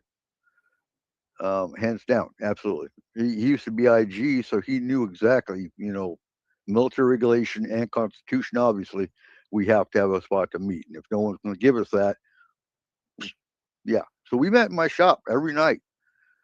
Tully's Coffee donated like 20 pounds of coffee, Nice. beans. We had our own bean grinder. And because we were a signal unit, I had my own phone and my own internet because we had tactical satellites. We had that's what this unit was made for. We did the biggest landline across the entire country of Iraq ever done. So I started reaching out because I mean at this point in time we've got 20 to 30 soldiers meeting every night. Mm-hmm. And so it's kind of cool. Let's chaplains do the same thing. They get all kinds of sponsors that send care packages, things like that. So I reached out. I reached out to DJ Conway. Became really good friends with her before her passing. Mm-hmm. Isaac Bonowitz. Yep. And this is 05 to 06. We're in Telefar. Had even more issues there. But so Forest Moon Grove, we established in 04, 05 because there were so many civilians that wanted to support pagan troops that were pagan. Right. That we established that kind of as a network between military and civilian. And today it's still going strong. Not so much on the military side because it's really hard to find pagan groups in the military anymore. Forest Moon was an endorsing agency for, oh God, I think at one time we had 13 groups that were across Iraq, Afghanistan, and Korea. So without going into too much of the politics, because if you want to get pissed off, I could. Because again, when we were in Telefar, we were supposed to be using this old chapel that all of a sudden mysteriously got locked, and they didn't give us a key. So it's like, okay, fine, my CHU. So a CHU is a civilian housing unit, and it's a little mobile trailer that houses 2 people. And so it's just a whole. You probably seen them on the news when Iraq and Afghanistan were going, just rows of these little housing units. Well, we had 30 soldiers outside my CHU, and Wow. one night the first sergeant comes over. He's Sergeant Cooper, come here. I'm like, what's up, Top? He says, why are there all these soldiers in front of your CHU? I'm like, well, we don't have a spot to meet anymore, so they're meeting at my CHU. We drink coffee and we talk. Mm-hmm. Well, that's not allowed. Like I'm going to UCMJ. I'm going to put UCMJ is Uniform Criminal. Oh God damn it, UCMJ Uniform Code of Military Justice. There we go. So he's talking about court not really court marshaling, but taking my rank. And I was like, you know what, do what you got to do because I know I've got this fight, and you know it too. Okay, I mean, you walked, it got so bad with the battalion level that our own Christian chaplain, who loved us, he was in Mosul though, and that's a helicopter ride that he can't always take. I mean, we only saw him once the whole year, so. But he actually threatened the entire battalion staff with an IG complaint because of the way they were treating us behind our back. There were things going on at the battalion level we had no idea about, and I'm glad we didn't at the time. It would have just pissed me off. So, and the other cool part, when we first started meeting outside my CHU, we had these Arab-looking guys walking by. They'd walk and take a shower every night. And finally, one of them approached, and he's like, and he didn't speak English. And it turns out he was Turkish special forces. They came every night from that point on, and they were Shia Islam, but they had no problem with pagans, unlike the American military, Christian side. You know, um, and it was cool because the first couple nights they brought their little machine. They made this Turkish coffee, which is phenomenal. But then they're like, "You know how to make it? You make it yourself." I want Tully's. I was like, "Really? Okay." Um, so, any questions? Because that's the nutshell version. I don't want to go into the full version um, because of your time limit. We have a whole lot we can talk about, though. Well, you got any questions from this point? Yeah, sure. I want to ask you about the pagan solidarity project, and that's spearheaded by Oberon Zell. And we just had Oberon on the same show, the Lone Wolf Show, and he talked about that. And I'm absolutely fascinated with how did you end up becoming a part of that organization and working with that, and what do you do as somebody that's involved in that? Okay, yeah, that's a whole other long discussion. So Oberon and I have been, or I call him Oz. Oz and I have been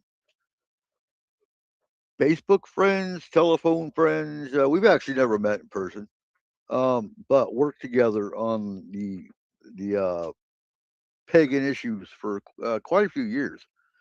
Um, as far back as when Morning Glory was still alive, um, and that was devastating when she passed. Um, so we've all been watching the last few years, well, since 2016, um, when the whole political system shifted more into the dark side. Uh, and so I retired. I got medically retired at 19 and a half years, so they don't got to give me a pension. And so I got my bachelor's degree in Homeland Security, and I've been tracking extremist groups since I'd say 2012, 2014. Um, because I live in the East Gadget County community. And so aside from the pagan community, I work on disaster response stuff up here. I'm a consultant with the sheriff up here on issues that I see and issues within Homeland Security uh, type issues that I see. We have 5 dams up here. So when you're talking disasters, we anyone that's familiar with this area knows Skagit River floods every year. We've got 5 dams up here. We've got landslides, power outages. The list goes on. And now that we have a government that is trying to dismantle all those agencies that support disaster, and I don't even know if I can trust the Homeland Security side anymore because of who is running it. Everyone that's running our agencies are Trump loyalists and aren't always in the best interest of anything non-loyalists do. So we have threats of FEMA possibly disappearing. Well, I run a 501c3 called the East Gadget Disaster Response. There goes a lot of the funding sources we might be able to get. So on the disaster side, that's devastating. So on the other side of this, we have a large pagan community up here as well, and this is a very conservative community. So and the pagan side aside, you have a large LGBTQ community up here that I would say is more threatened than the pagans for now. So I guess it was January that Auberon. I got an email from Auberon about the Pagan Solidarity movement, and I went to the first Zoom because we have a Zoom meeting every Monday, and he kind of laid out the plan for his mission that we need to reach out to. The Christian nationalist movement by itself is maybe 30% of the population. It's large in number, but it's small. It's not a majority of the country, and it's definitely not a majority of the Christian faith, because true Christians follow the peace and love of Jesus. They don't follow hate. That's not what Jesus taught. So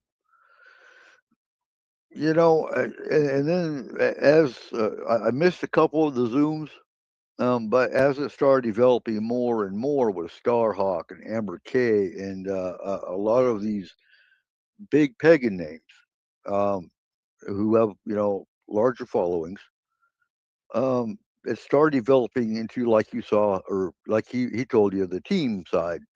Well, I guess my area is more of the intelligence and research side. So yes, I've been tracking groups like the Black Robe Regiment, which is terrifying by itself. It's a breakoff of the Oath Keepers.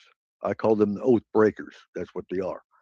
Um, Is that particular group harmful to contemporary pagans and witches? Are they violent towards pagans and witches, or are they just the Black Robe Regiment. So Yeah, for now, I haven't been able to track them personally or specifically. I know we have two. They're known to infiltrate the Patriot Church. Well, we have one in Tacoma, one in Spokane. So the Black Robes Regiment is more, like I was saying, the oath breaker side of a militarized military tactical training militia in the church to go against anything that goes against God. Well, you interpret that the way you want to. I've personally been threatened as an LGBT ally, that, well, if you support them, then you need to be killed right along with them. And that is the attitude of these people. Um, and we've got these types up here who have no problem if the word ever came out that the church was going to start killing LGBT people, then so be it. They're going to go out and do it. Well, pagans are right there next to them. Most of us, in the pagan community, I won't say all, but most are LGBT accepting or allies if we're not LGBT. So yes, there's a big threat. All it takes is from the top to say, okay, yeah, let's just start killing them all. And you don't know if that day ever comes. I would say if that day ever came, we're in civil war. That's just my perception of it, because I think a majority of the country has more of a live and let live attitude. If it's not bothering them, then why is it bothering everyone else? Same with same-sex marriage. You've got, oh my God, I'm a Christian. I can't sign that license. Well, then get the hell out of public service. Your religion does not trump, no pun, but this does not override your job. It shouldn't. Whether you're public service or whether you have a bakery and a same-sex couple wants you to bake a cake, that shouldn't have been turned around. Then get the hell out of the baking industry if you can't do your job. Um, so that's where I'm at. When the war on Christmas happened, I was sitting in the dining facility in Iraq watching CNN when they're talking about, oh my God, Starbucks doesn't have the right color cups, and they say Happy Holidays on them. Are you serious? I'm sitting here fighting a war, and you're worried about Happy Holidays versus Merry Christmas? Uh, so, yeah. And like you were talking before the show, I think in some aspects, the military has gotten better. and in that heathens can grow their beard. Um, but on the flip side of that, you're still going to have. Uh, so look up the MRFF, the Military Religious Freedom Foundation, run by Mikey Weinstein.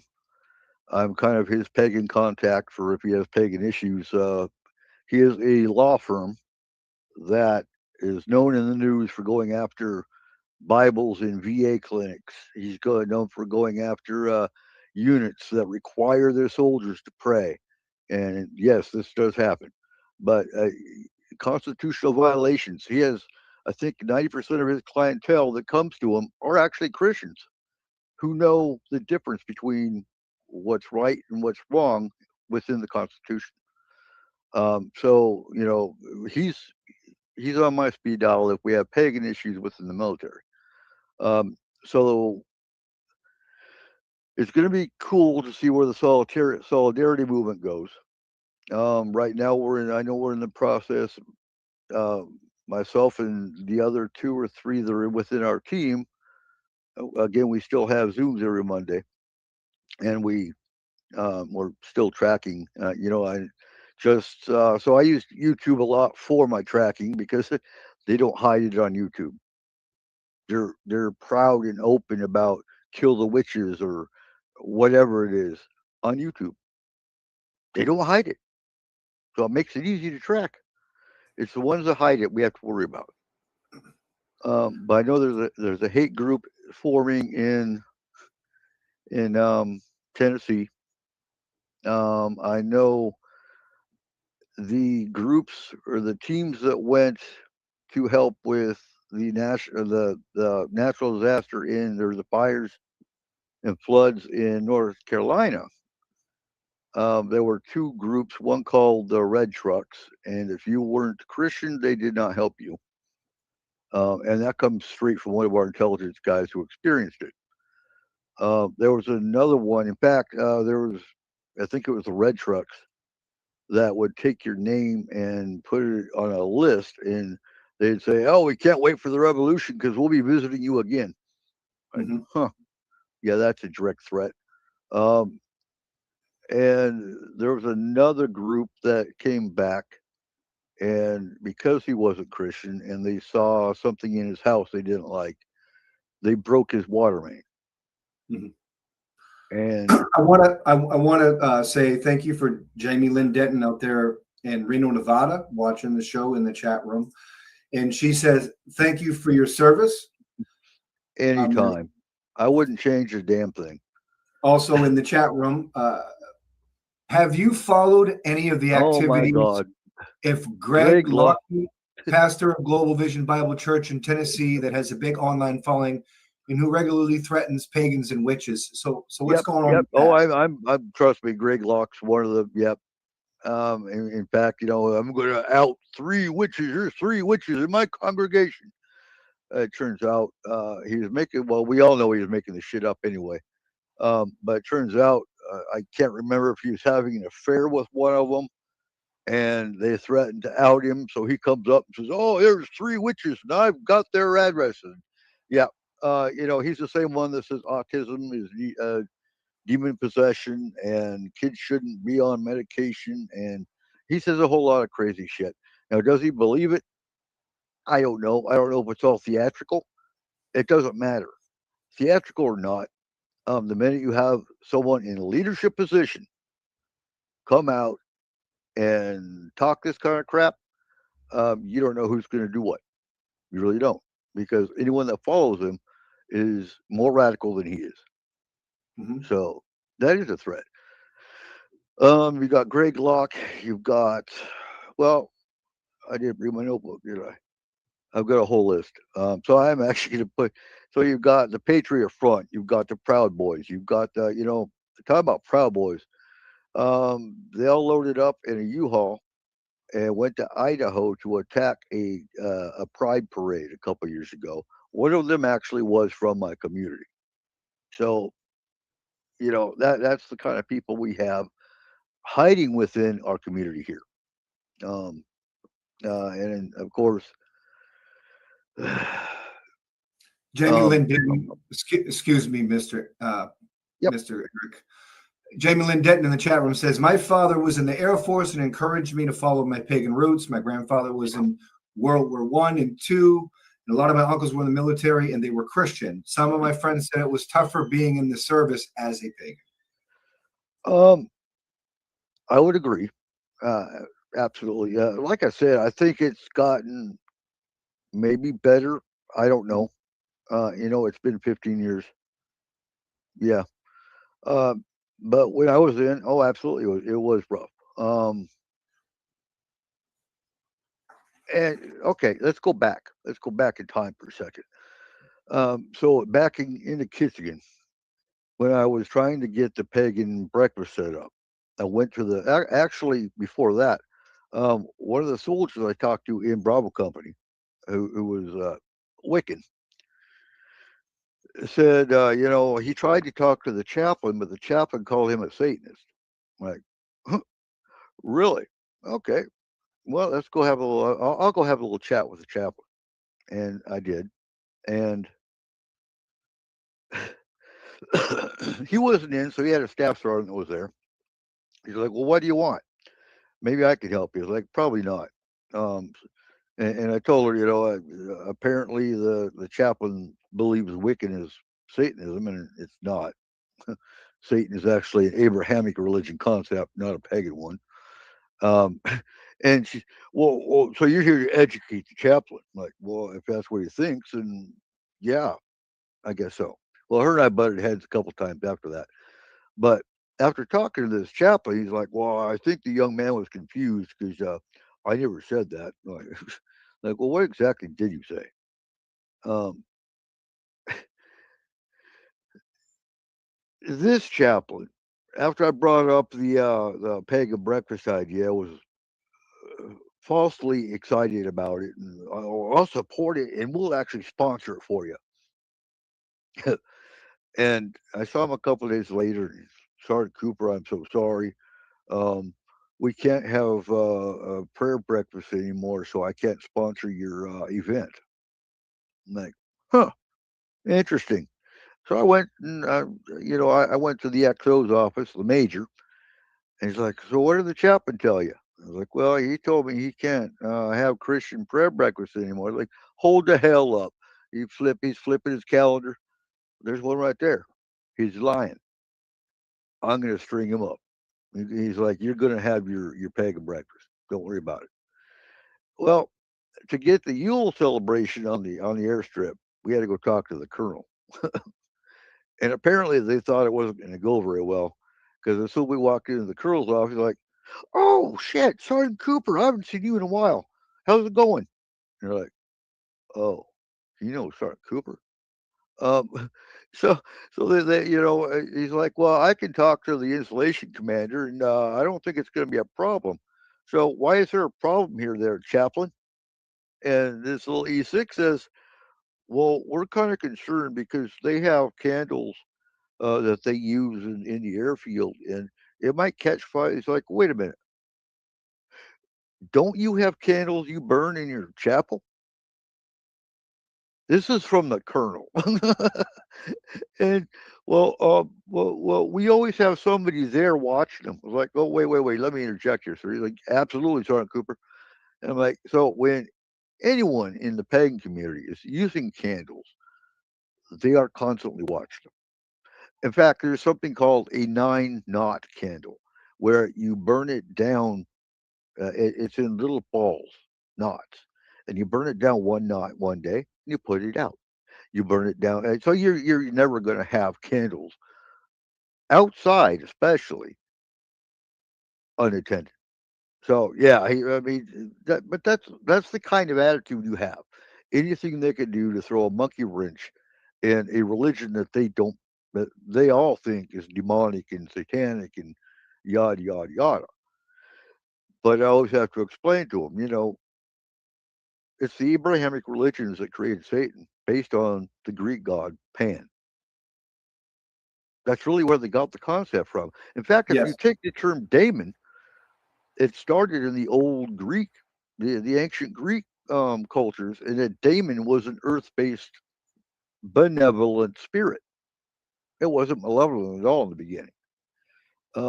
So they need education, but the education is there. They just don't look at it because they don't want to. And that's what I faced. I can say that with personal experience. So you mentioned you mentioned Greg Locke. You mentioned like the Proud Boys, and it's your cup of tea. It's what you do is research and intelligence of these malicious white nationalist groups that can or can't be, I guess, attacking, contemporary earth-based spirituality groups, covens, witches, pagans. If they do attack particular groves or covens or organizations, what's the best course of action? And are these groups going to is their trajectory going to be more violent as time goes on because of the political shifting? Like, what should the pagan people, what should the witchcraft community do in the event if they are getting attacked? I mean, I know that it's happening in North Carolina and South Carolina, right? So what's the course of action? You got some white nationalist hate groups showing up at pagan events. They're picketing. They started yelling and screaming. What does a pagan do? Okay, so if you to unpack that, because that is deep. That's you have, and gatekeeping aside, you've got a lot of gatekeepers in the pagan community. Yes. I've been. How can you be military in the military as a pagan? What about harm none? Well, yeah. Every culture, every religious culture has had a warrior sect. Mm-hmm. So consider the military pagans your warrior sect. Consider a lot of the Druids your warrior sect. Consider your Vikings, even though they're heathen. And there's a lot of debate between heathen and pagan. Heathens don't like to be called pagans; they are heathens, but they are all still in the same fight to an extent, because we've had a lot of heathen groups that have been infiltrated by the neo-Nazis. Look at the QAnon shaman. Yep. Prime example. We've got them trying to infiltrate heathen groups in the military. So we have our own training package actually made just for identifying that. Most of these are folkish traditions.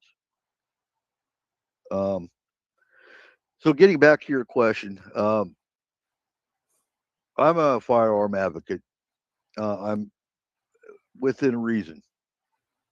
I believe education is needed to have a firearm, and I don't believe AR-15s or military grade weapons should be in the hands of civilians. I don't own an AR-15. I wish I did though.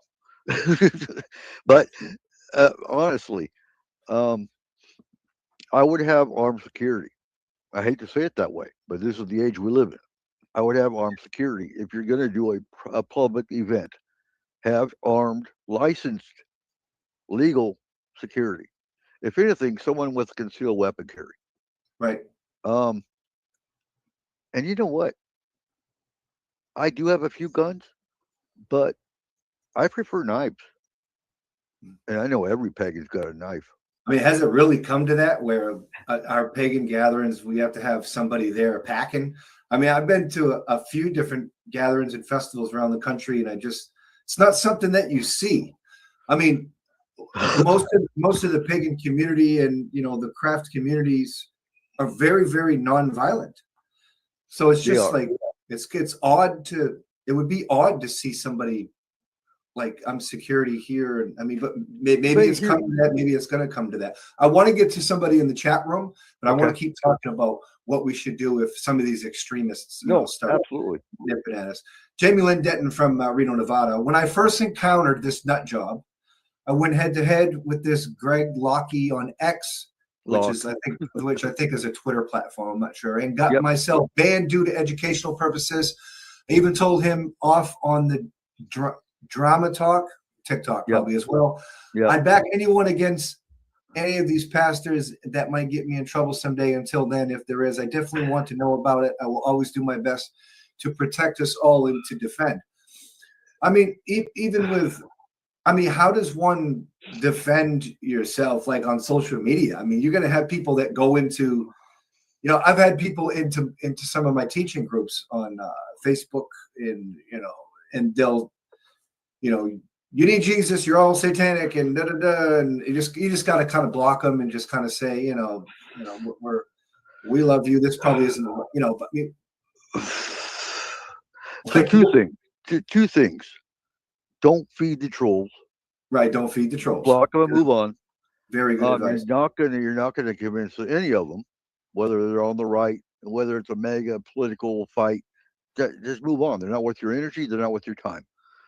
And I left X. I left X about 6 months ago. Mhm. It's just no. Um, you know, having PTSD, my anger level is always right here anyway. I take medication; it keeps me calm. Mhm. But so I'll get to your extremist point. Um, and we discussed in another show while I was in the chat room. Get your gardens going, get them going strong. Get chickens. If you think about how your life is, and if you can grow it, make it, or call it, do it. If you don't have to buy it, because shit's going to get worse. Um, but anything you can do, if you've got property, get some pigs, learn how to butcher them out. YouTube is great for educational videos like that.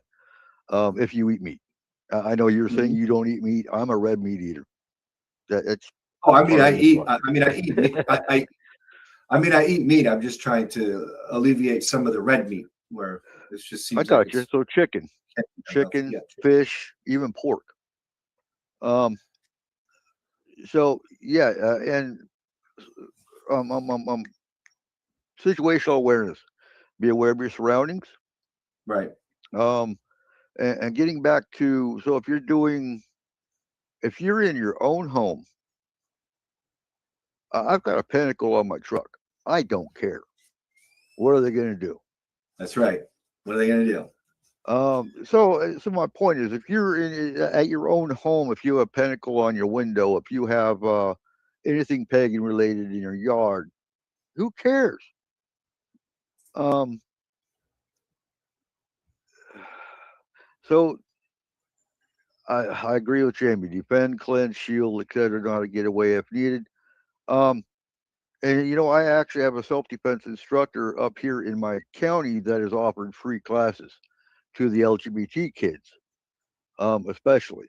And because he's asking, do I make it LGBT only? And I told him, no, break it down by kids, break it down by adults. Because if they're LGBT, they can get into an adult class without exposing what their preference is. But kids and adults should be separate when it Mhm. comes to that. So yeah, he's doing self defense as well as knife fighting classes for free up here. And that'll be coming up after May. But yeah, if you can take a self defense class, absolutely know how to use a knife, situational awareness. And I get pagans oftentimes are peaceful. They don't want, but set up a security team. Either way, set up a security team and make sure another person is documenting everything. Videos don't lie. So even if something drastic does happen, you have it documented. And befriend your local law enforcement. I know the group in South Carolina that was having issues being harassed or whatnot. Come to find out, they do have a good working relationship with the law enforcement in the area. So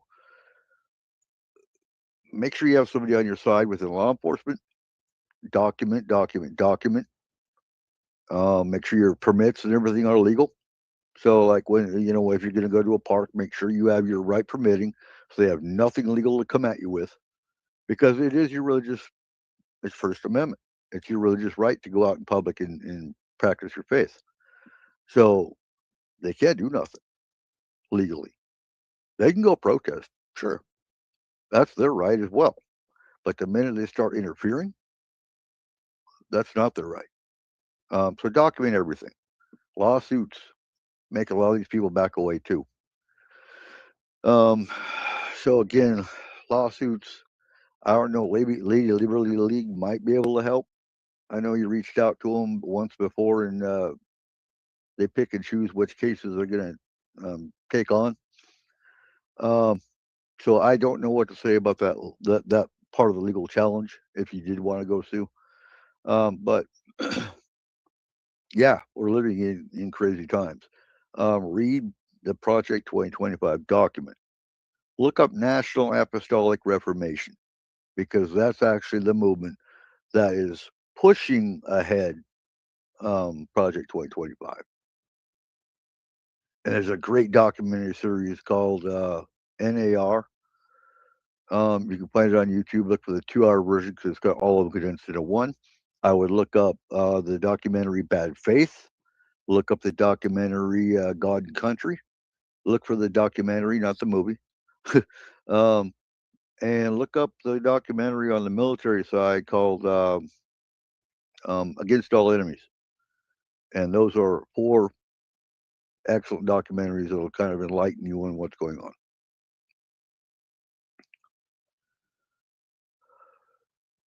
But yeah, if So you're comfortable, we're getting to the bottom of the hour. Right.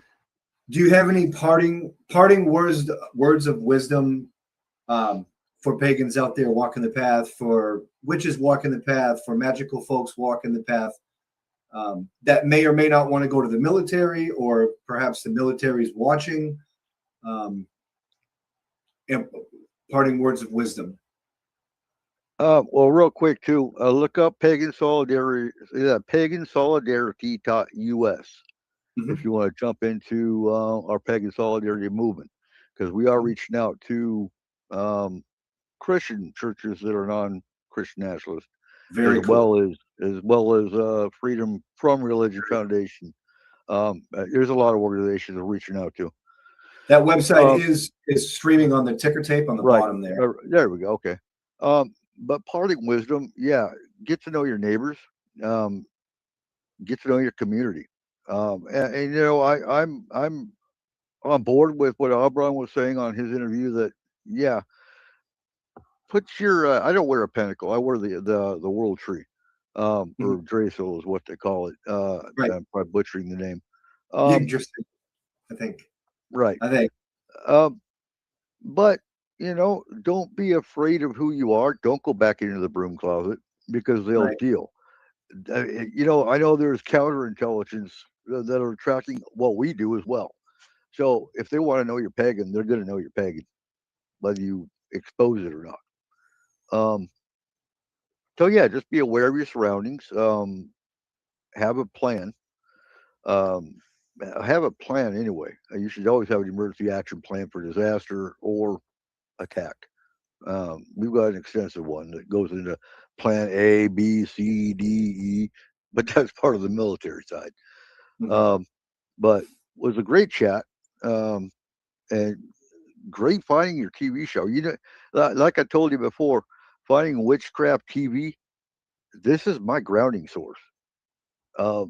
Because understand, I have 7,000 videos to peruse through on all kinds of hate bullshit. And it drives you nuts.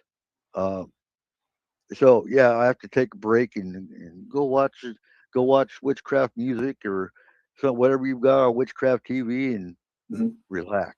And my kids help me do that too. Right. Well, hey, on behalf of Witchcraft TV and our board and our viewers and the entire pagan and witchcraft magical communities, you are a pagan hero. Thank you. I appreciate it, and we love you very, very much. You are a warrior, and we love you, man. Thank you for coming on the Lone Wolf Show. Thank you for supporting Witchcraft TV. Oh, it was a blast. And for our viewers, make sure you keep it right here on www.witchcraft. Before you dive into this masterpiece of a production, let's set a few things straight. The opinions expressed here are like pineapples on pizza, and not everyone's cup of tea. And that's okay. They belong to the speakers and participants, and not to Witchcraft TV. The video is for entertainment and informational purposes only, because nothing screams fun like a good old disclaimer. Please don't take any of this as professional advice unless your profession is a laugh enthusiast or random fact collector. We can't be held responsible if you attempt anything wild after watching, like starting a llama farm or joining a yodeling competition. Viewer discretion is advised, especially if you're allergic to bad jokes or sarcasm. By watching, you agree that Witchcraft TV is not liable for any shenanigans that may ensue. Now, grab your popcorn and enjoy responsibly.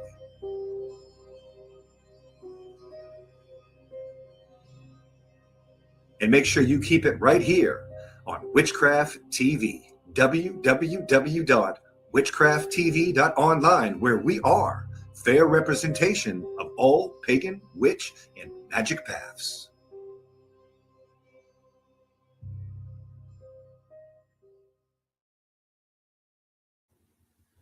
Welcome, everybody, to www.witchcrafttv.online. We are fair representation for all pagan, witch, and magic paths.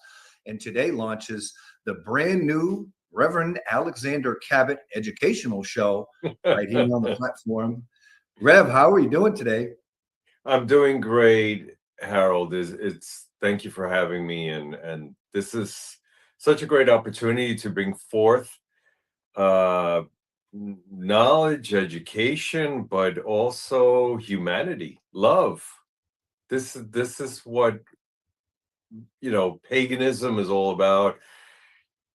Humanity, first of all, witchcraft, the practice, the tradition, and it's something that I have been part of my entire existence.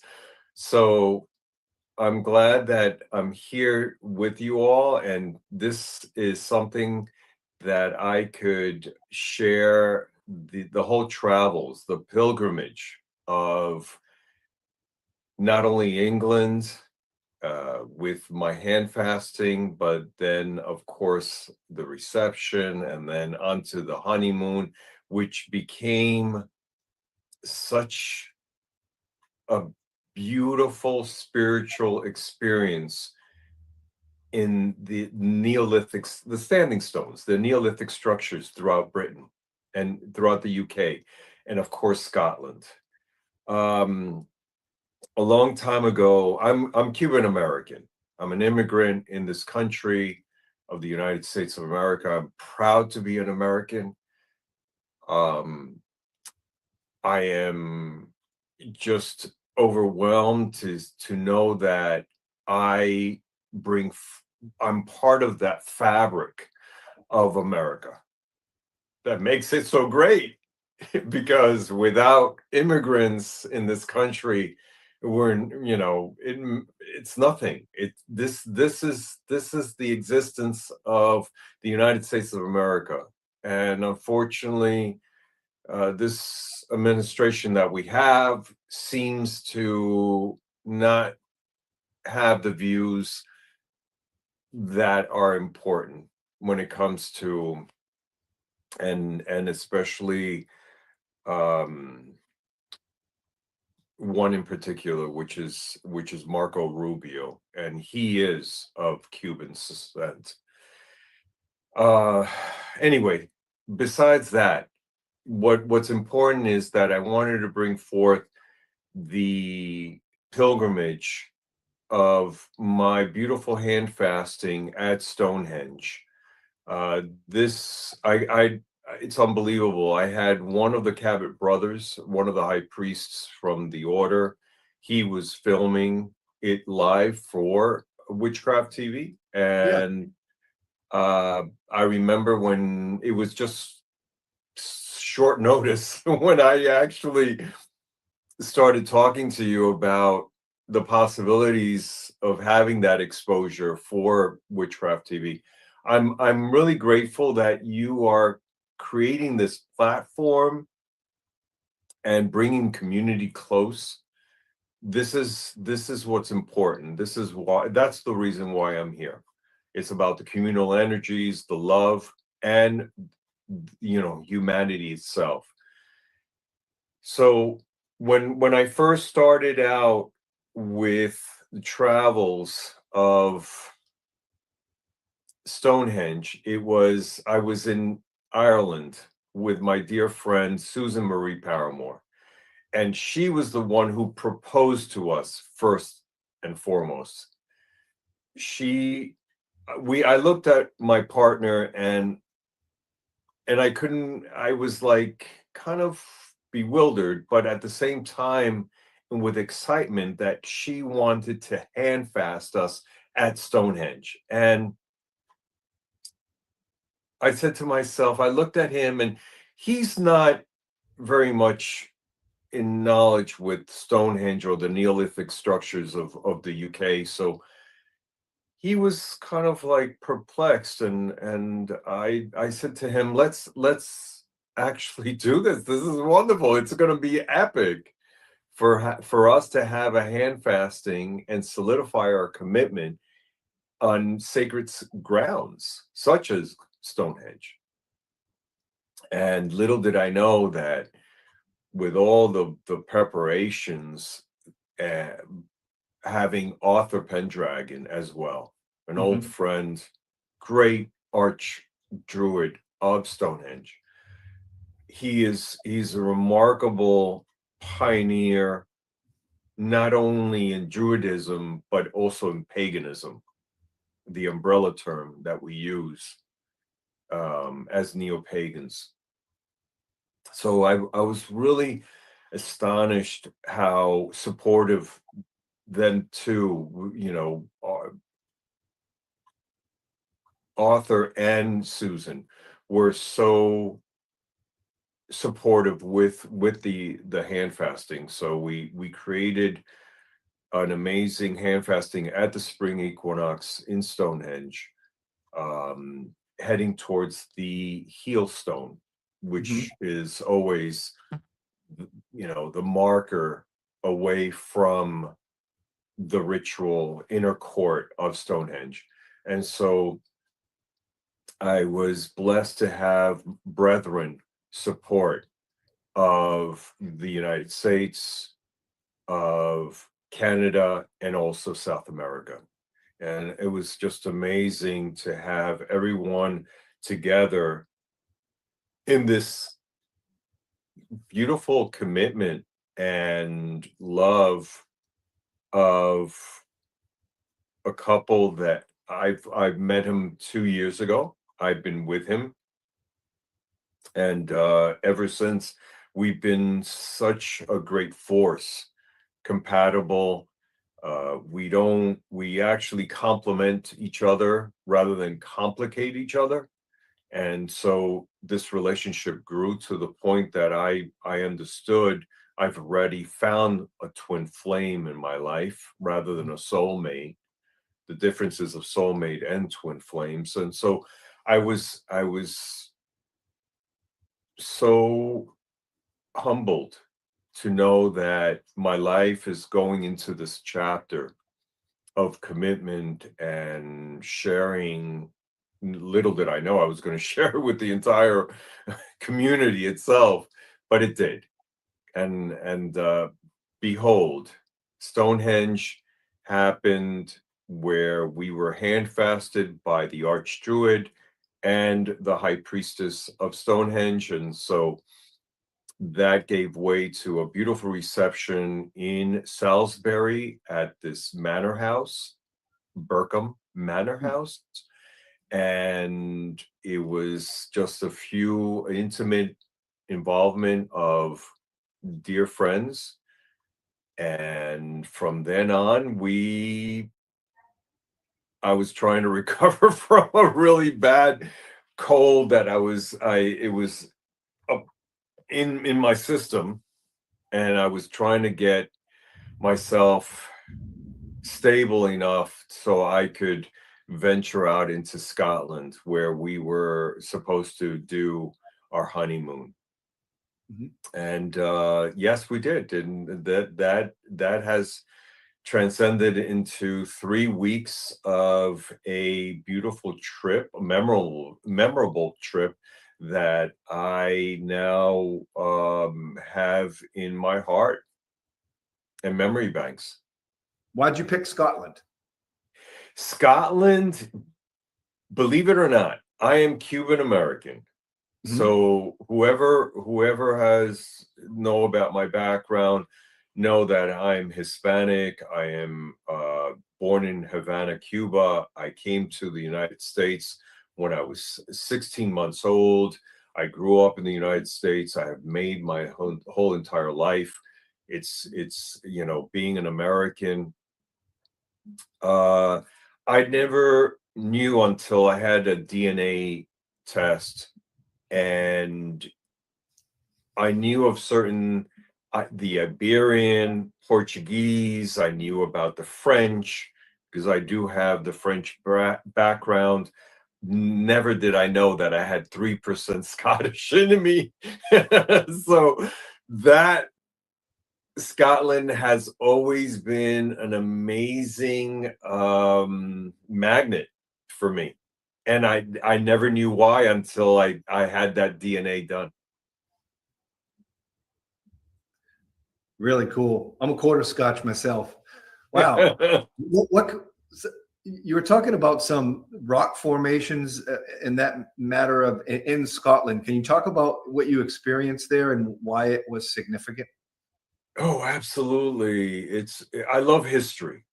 And one of the things that catapulted me to have this beautiful journey, this pilgrimage, which became not only the honeymoon, but the spiritual pilgrimage into Scotland. We went into the battlefield of Culloden, and right next to the, you know, when we had to take a break in Hamilton, which is next to Glasgow, and we were able to then the next morning head towards Inverness, and we experienced the battlefield of Culloden, and then right next to it was Clara Carnes, which is an old burial, Neolithic burial grounds. That was amazing. It's off the beaten path. A lot of people don't know about that. Clara Carnes, and that was right next to the battlefield of Culloden. That was a great opportunity to see history, to reflect on ancestral energy. I was enlightened with it all. And then taking our journey further into taking a ferry from the west coast of Scotland into the Isle of Harris, where the Harris Tweed comes from. That was an amazing opportunity to see the product of the tweed, the wool itself come alive in so many tartans. And I've always been enamored with the Harris Tweed, and to be there at the Isle of Harris and to be at the shop and several shops that they had of the Harris Tweed. So that was magnificent to see. And then our journey. Oh, but wait a minute. I have to backtrack. I have to backtrack about that. So our journey, yes, we went into Hamilton, we went into the Battle of Culloden, and of course the Clara Carnes. But then we ended up going into the Highlands to a very exclusive area of the Highlands called Applecross. And that was just amazing. That was 3 days there to visit a dear friend, which is Susan Paramore's son, Aaron Paramore. And he lives there in Applecross. And I was able to experience just the Highlands in a very historical exclusive section called the Applecross, where there is some dynamics of Christianity historically, but also the beauty of paganism within that sector of Applecross. There was definitely ancestral worship. There was such rich history of Applecross, and just being with Aaron, who is a prolific expert on Aleister Crowley. I was just wonderful to be with him and his hospitality, and to share, to see his contribution come alive, because I've always, through Susan, I was never able to meet him in person, only virtually. And this was a great opportunity to be with him physically and just share what we created, his contribution to my book of Aleister Crowley. And is that a new book that's coming out, that's available? Yes, I have the book is now in its reincarnation, becoming a beautiful revised version, second edition, called Memoirs of a High Priest. It's being published by Schiffer Publishing, and it's available actually for pre-orders, and it's on my website called alexandercabot.com.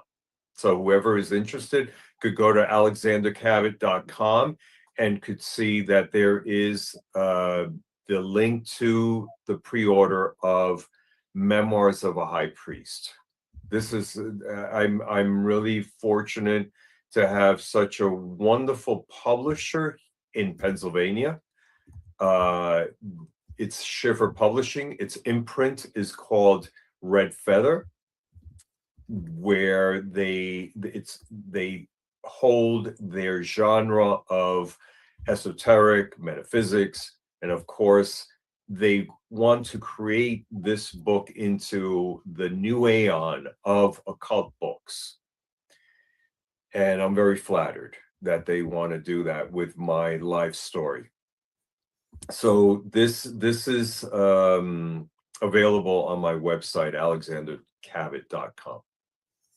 So going back to being with Aaron Paramore in Applecross, that gave way for me to explore such a wonderful and mystical area of the Highlands of Scotland, and then venturing off into what was the Isle of Harris and the Isle of Lewis. So taking a ferry. So we were able to take a ferry from the west coast of Scotland into the Isle of Harris, and then traveling all the way through the Isle of Lewis, where we stayed in Stornoway. Stornoway, wonderful. I recommend anyone who's interested in Scotland and its magic. Stornoway is wonderful, because then from Stornoway you could settle down there in order to go to Calanesh. So whoever is interested in the series The Outlander, right? These stones, this Neolithic structure, which is the standing stones of Calanesh, were the inspiration to the series The Outlander. What is a Neolithic structure? Is a Neolithic structure like Stonehenge and also Correct. the formation? So Neolithic being through the period, the stone period, Okay. the period of prehistoric period of humanity that we know of. And so this is just relics of very holy, very, very sacred grounds of the henge itself. And then of course the standing stones. So whoever has an inspiration for history and for spirituality, this was an amazing pilgrimage that I took to go to Kalanesh. And Kalanesh was remarkable. I would love to go back, and one day I will. It's in the Isle of Lewis, and people could stay at Stornoway, which is a section in the Isle of Lewis, where you then could travel to Kalanesh. But when it comes to Scottish weather, it's unpredictable. It could be just cold and rainy to then sunny. Then it clears up. It could be sunny and then rain again. So we were at Kalanesh and we were experiencing ferocious winds that was taking us everywhere. So I think I posted that on my social media, and it was unbelievable experience. But I was able to experience the peace, the energy of peace, and the ancestral light coming from those stones. That's something that will be with me forever. So that's in the Isle of Lewis, and right in, in the section where we were actually lodging, it was Stornoway. So that was something that I was very unbelievably a great experience to go through these islands of Scotland. And then we took a ferry back to the mainland from, I forgot. Yes. In right there in the Isle of Lewis, we not only experienced Kalanesh, but we experienced the Broch, and we also experienced Black House and the White House, which it were authentic dwellings of Scottish families that were fishing families at that period of time until 1965, and they still stand today. They're called Black Houses because of the peat, and the interior of the house is all black, and it smells like peat. What is peat? Peat is fossilized bedding of the sea floor of the it's. I'm not an expert, but I was able to experience it. Some of the whiskeys are actually smoked in with peat. Okay. And that's when it's an acquired taste. It has that peaty flavor. But peat is fossilized bedding of earth that it actually burns. It's used to heat homes at that time, in that period of time. So it was interesting to be at this particular Black House. I think it's called Alton Black House. So it was great to see history and going into history itself with the Black House. And then across the street was called the White House, 1940s, sort of like dwelling for a Scottish fishing family. Mm-hmm.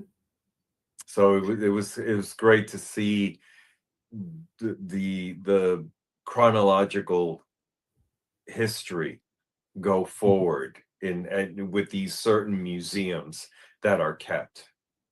Reverend Cabot, in history, with the takeover with the Abrahamic religions and the shifting that happened, is it true?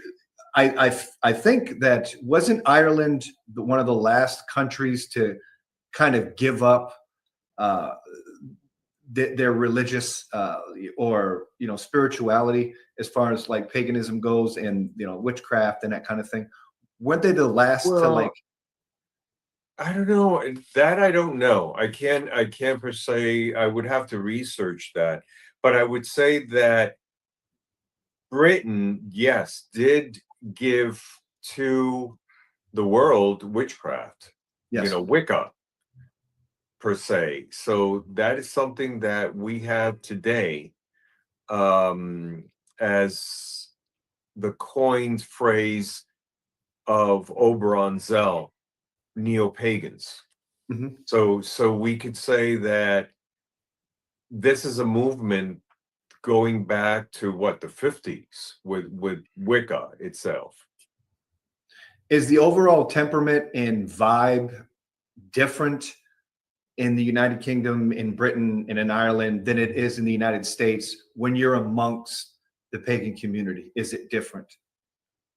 It's not. It's the same, but in England they're more laid back. They're not as uptight with pedigree as the Americans are. The Americans are more uptight with its lineage and pedigree than, I would say, the British. The British are more welcoming.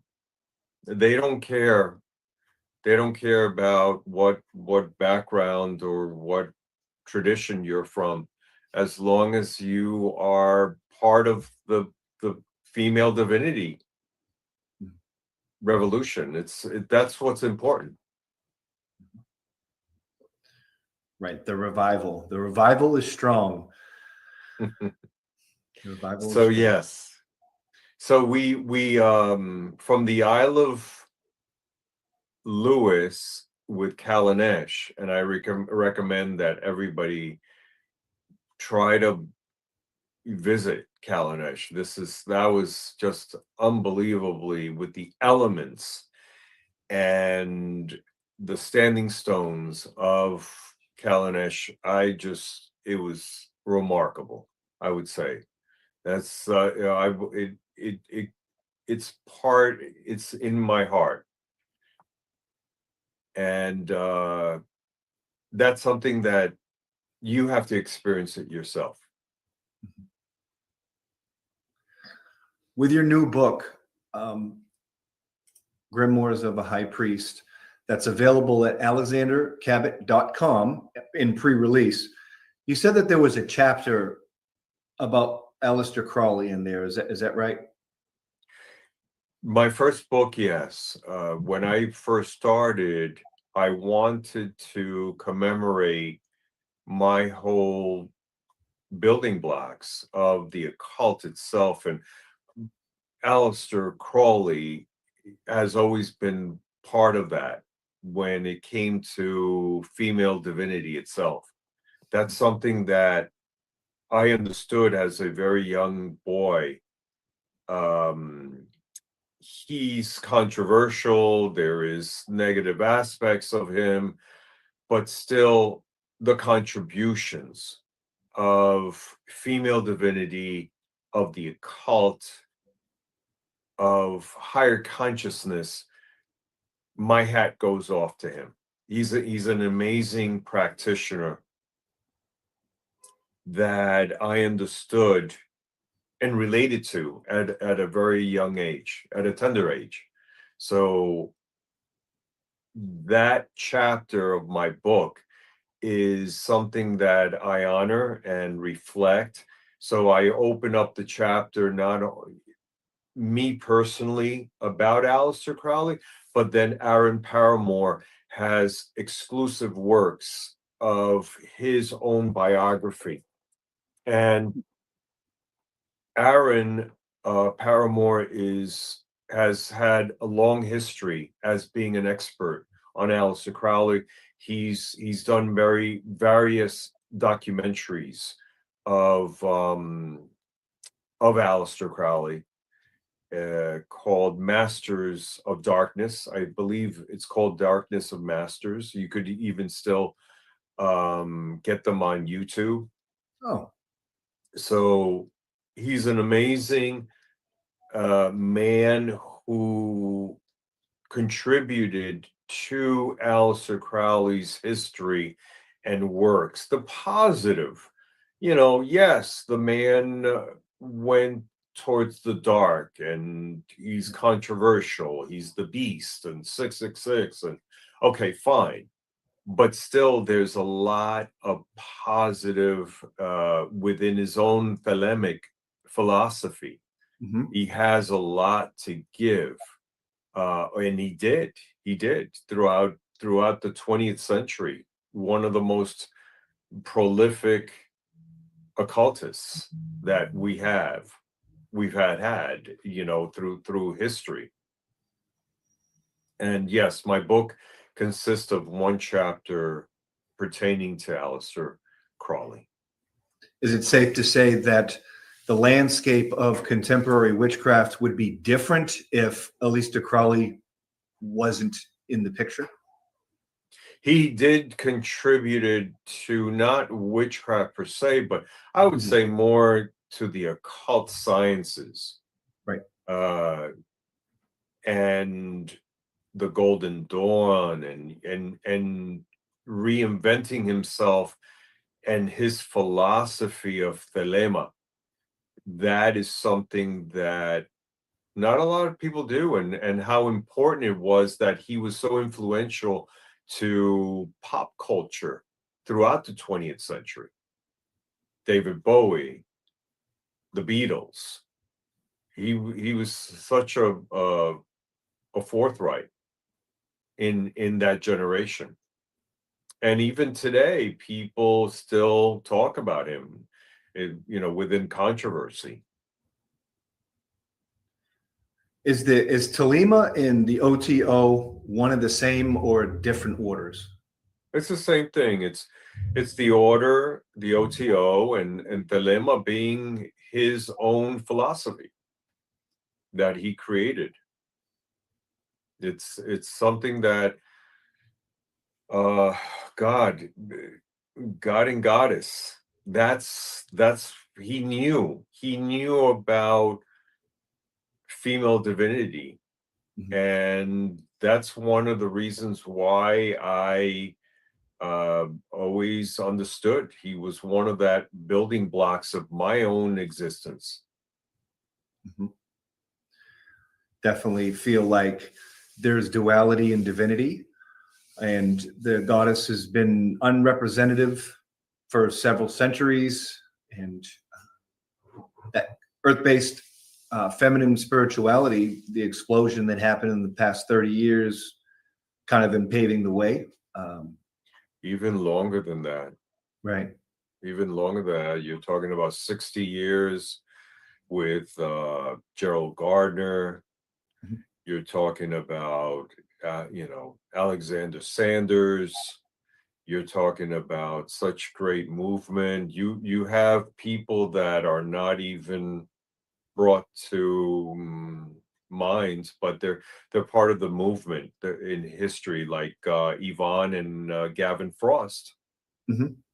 So you have people that are part of that movement.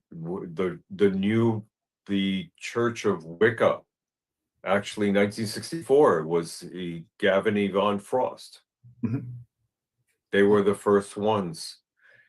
Before even in 85 or 86, when it was federally recognized as a religion, Wicca. We never thought that it would actually take its name as Wicca. Mhm. But it did. And now we have it as an earth-based religion, and whatever you know, we have to hold it as part of history, and it's the necessary evolution to go forward.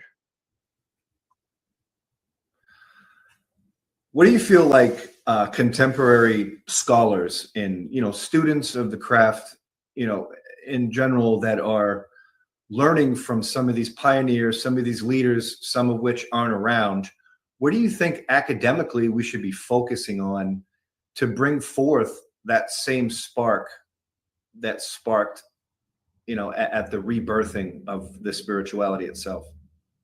Well, acknowledgement of the past in order to go to the future, to go forward.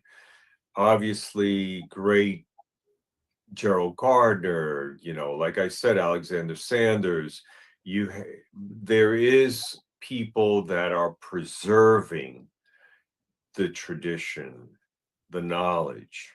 There are people that are taking that stand and preserving all that for the future seekers.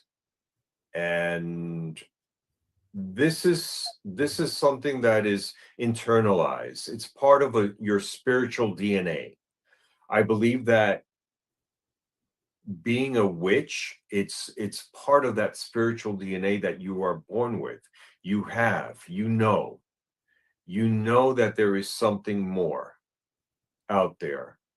But rather than, you know, I try to have a umbrella term of mysticism. So being a mystic. This way you don't have the connotations, the negative connotations of witchcraft or being a witch itself, but being proud of it as well. It's just wonderful to know its history, its evolution, and of course the whole revolution with the 60s and to this modern day of we have TikTok witches. Yep. So you're saying that we should be academically modern scholars, students, seekers should be. We should know about the past in order to go to the future. In order for us to go forward, we need to know about our past. I'm one that I preserve that past. I honor my elders. My book is not only leaving my legacy, but also honoring my elders.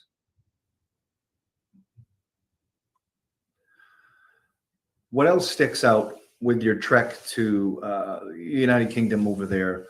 When you first went to Stonehenge, did you feel any type of energy? Did you feel overwhelmed? Did you feel a presence? Like what pops up in your heart, in your?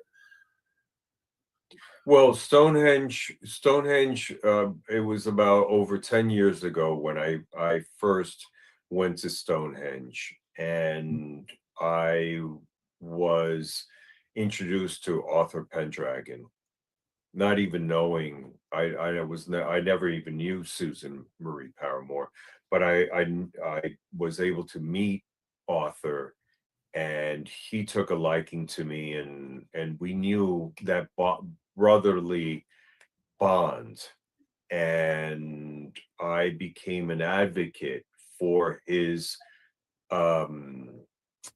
quest of returning the bones back to Stonehenge. Excuse me, where this museums were trying to conserve or have these relics of bones in their, you know, archives, and he wanted to pay homage and honor to those ancestors and put them back where they belonged. So there was a fight going on, and I was part of that advocacy, which I brought to America, and I was able to collect a lot of signatures to bring to actually send him, and he was able to go to the lobbying that he does. He's always active. He's an amazing man. I care about how relentless he is to be part of the paganism, the pagan umbrella, and representing Druidism and also ancestry and be a guardian of Stonehenge. So this is something that I am always, I'll always be a part of that advocacy of being part of his Arthurian warband, loyal Arthurian warband, which I got knighted back in, 2019. And you said like the remains of people that were around Stonehenge. I think I read something at one point that around Stonehenge is an actual like burial site of people that were. Yeah, well, the whole earth is a burial site. the earth in I remember being criticized by someone because I was sitting on a crypt in Salem. And I was sitting and I said to them, what are you talking about? The whole earth, we're stepping on fossils. We're stepping on the remains of not only humans, but animals. The whole earth is a burial site. So, but this particular henge is so special. So whoever enters it, you feel it. You feel like you're transported into another world. I remember, which I write in my book, the experiences of first entering with the procession of the Druids, and then of course being clergy myself. I was with a Cabot sister, and I was able to enter right after the procession into back then it would be the congregation, and then there would be a gate, and then the English heritage, which governs these Neolithic structures throughout the UK. They opened the gate up for the Druids, and so I remember going into, and then the constellations above me, and you could feel the energy rising, and it was like a magnet, and it was overwhelming to see these stones bigger than life itself, and you knew that there was something special there. And so the congregation of the Druids, and then performing, at that time it was the autumn equinox, equal day, equal night. So I was able to see their ceremony, and then they retreat to the heel stone where my hand fasting was done. And it was very special to have the spring equinox, be together with my Cabot brothers and sisters and friends from abroad, and then head towards the heel stone where the hand fasting was done. And little did I know, I had Reuters and I had The Guardian. These are periodicals, and I had the BBC was filming and was taking pictures, and of course Witchcraft TV was among the media outlets. So it was great. It was great to see that happening, and to see old friends, to see old acquaintances congregate at the heel stone for our hand fasting. Yeah, it was a spectacular event. I don't think I've ever seen, well, definitely not in person because I've never been there, but I've never seen like a circle casting happen at Stonehenge. And it was for their circle is more about calling the quarters. It's not an official circle per se. Like the druids always tell me, we don't do that witchy stuff. We're pretty much, they're very simple. They're not much of pomp and circumstance. They actually call the quarters, and they gather, they acknowledge, they observe, they praise, and of course their druidic prayer. And so when they took us to the Heelstone, it was more of a gathering, and then of course the hand fasting coordinated by Susan Marie Paramore and Arthur, the Archdruid, which is Arthur Pendragon. So is Arthur Pendragon and Susan Paramore, are they the official clergy for Stonehenge? No, there's other Archdruids. There's Rollo Malfing, there's Merlin, there's elders within the Druidic Stonehenge clergy. So you have others.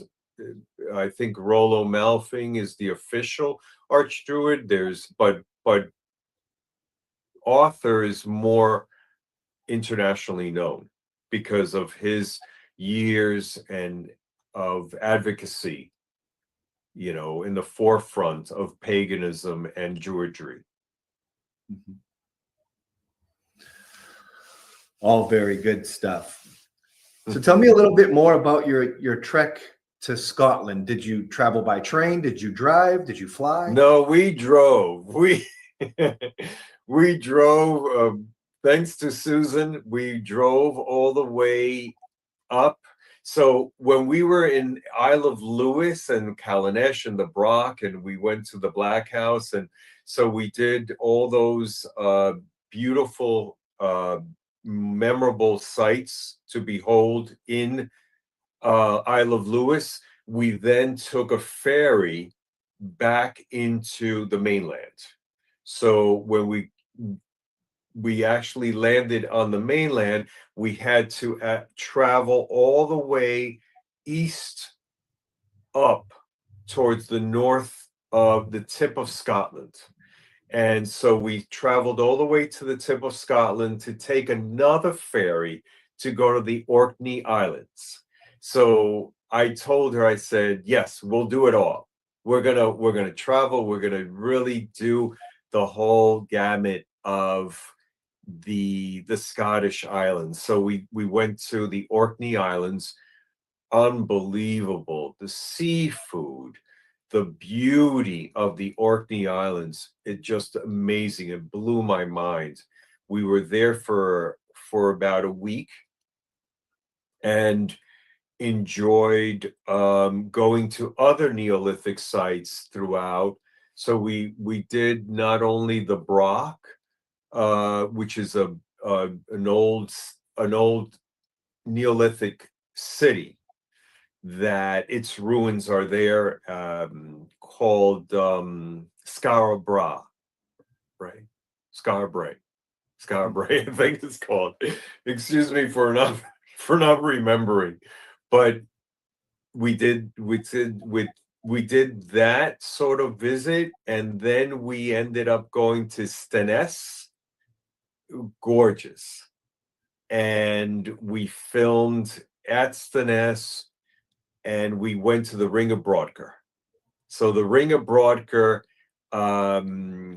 you can't go into the inner court of the stone circle, but you could actually walk, and it was the sunset. It was romantic. So myself and my husband was able to walk through the whole ring of stone circles at the Ring of Brodgar at the sunset, and it was magical. It was romantic. It was memorable, magical. That's something that we know that it's part of that experience. Well, Reverend Cabot, we're getting to the bottom of the hour, but I do have one more question that I want to ask. And we were talking about how Aleister Crowley has a lot of negative connotations to him, his work, but there's also lots of positive things that he has done as far as shaping the landscape. And we also mentioned some pioneers like Yvonne and Gavin Frost. And I adore Yvonne Frost. When I was a prisoner in the American prison system, she used to write me letters, and I took some of her courses. And people like them, and also names like Isaac Bonowitz, within our history, there was like scandals that happened. There are people that chime in and say, well, they did this, and they're not good people. And I know this, Rev, because I work in pagan media, and I talk to many different people around the entire community. And my question to you is, what is to be said about others who are doing that to, like, the pioneers? It's about knowing what you relate to, what you honor. It's individualized. I would say that it's more individualized, and you know that there is history, like Aleister Crowley. Not a lot of people resonate with him. Not a lot of people care. They know that he pretty much, went to the dark side. But yes, there's some things that are to behold. That's why I honor him in a chapter in my book. And because I didn't want my book to be all of fluff. It's, it's not about that. It's my whole existence of the craft of female divinity, of its movement, of my own revolution, my own generation. I want to share that experience with others. It does have teachings, it has meditations, it has spells, I've expanded. It's an revised copy called Memoirs of a High Priest. So I'm looking forward to Schiffer and its imprint, Red Feather, to come forth with this amazing book that will be a hardcover. They wanted it to be the new aeon of an occult book, obviously. And so Aleister Crowley is featured in that book. And it should be up to the individual to have its own preference and an opinion. That's how the world goes round. Everybody's different. We bring to the table so many differences, variables. And so it's like my own hand fasting. It's the diversity and integration of being actually same-sex marriage within paganism at Stonehenge. It was epic, and I'm glad that you guys were able to expose it. Yeah, it was an honor, unprecedented. I believe within our immediate community, it was the first time an online television station has ever streamed live from Stonehenge for any activity. So the first of its kind to do something of that nature, and was very proud to have worked with you and your beloved for that endeavor. Do you have any closing words of wisdom for the first Modern Education with Alexander Cabot show right here on Witchcraft TV? I don't know about modern educational show, but it is an educational show, just sharing wisdom, sharing experiences. Be a light unto darkness, so you may be the balance of the universe. That's something that I've always said, and I stand to this day. Blessings on this pink lunar day that we're having. I think that we're entering what now it's actually still the full moon.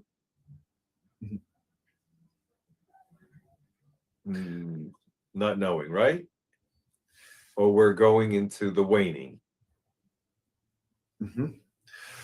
So thank you so much for joining the show and keeping it right here on Witchcraft TV. We are www.witchcrafttv.online. We are a fair representation of all pagan, witch, and magic paths. Keep it tuned in right here for the month of May for that monthly show with Reverend. Welcome, everybody, to another rendition of The Lone Wolf Show. This is www.witchcrafttv.online. We are fair representation for all pagan, witch, and magic paths. And today we have a special guest, Mr. Oberon Zell, who has been coined, I would say, the father of what is now contemporary paganism. And we are going to be talking about some issues, particularly with the propaganda of 2025 and how it is harmful to the pagan community and marginalized communities and minority communities. Would you say that's all correct, Mr. Zell? And how are you? And thank you so much for joining us. Thank you. Well, I'm glad to be here. Thank you very much, Lone Wolf. Yes, I think that's a fair summation of the situation. It's devastating. I'm sure that many of your viewers have been following the news with alarm. So we can talk about that tonight. Right. Particularly like in America, we just had some political shifting. And I know that a lot of people in our I would say assume pagan community in that nature are just we're kind of all on the same page, which is really good. I really like that idea. And I know that politics can be like really divisive. But I also feel like everything has two opposing forces. Would you agree with that? And what can we do as pagans, as magic folks, as or just earthly people? What can we do to combat this? I mean, because the propaganda of 2025 does press upon our religious freedoms. Is that correct? Well, it does indeed. When you talk about two opposing forces, I always note that, the brighter the light, the darker the shadow. And that seems to be the case. In this case, it seems to be a pretty clear dichotomy going on for sure. What we have is the rise of a force that has been motivated and dominated for most of the past century by a force that most people don't really talk about much, which is Christian nationalism. And the root of all this and the underlying motivation behind the entire Republican Party and the MAGA situation and all the rest of it has been this effort by a very fundamentalist religious movement. Christian dominionism is what the name is for it, but there's various other names, to turn this country into a theocracy. That's their agenda, and that's what they really want to do. They don't want to have a democracy, and they don't want to have a secular country. They want to have a religious theocracy that is run according to Old Testament law.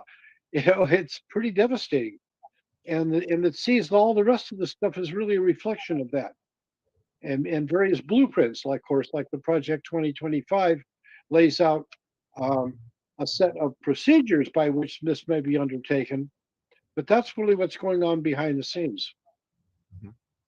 Can you tell me what a theocracy is? Some of the wordplay are like, what to me, like, I don't know what that means, because I'm still learning, and you're pretty adept, with a lot of your thinking and all that kind of stuff. Can you bring it down a few notches and explain it more layman so our viewers can understand it? Like, what is it, a theocracy? What is that?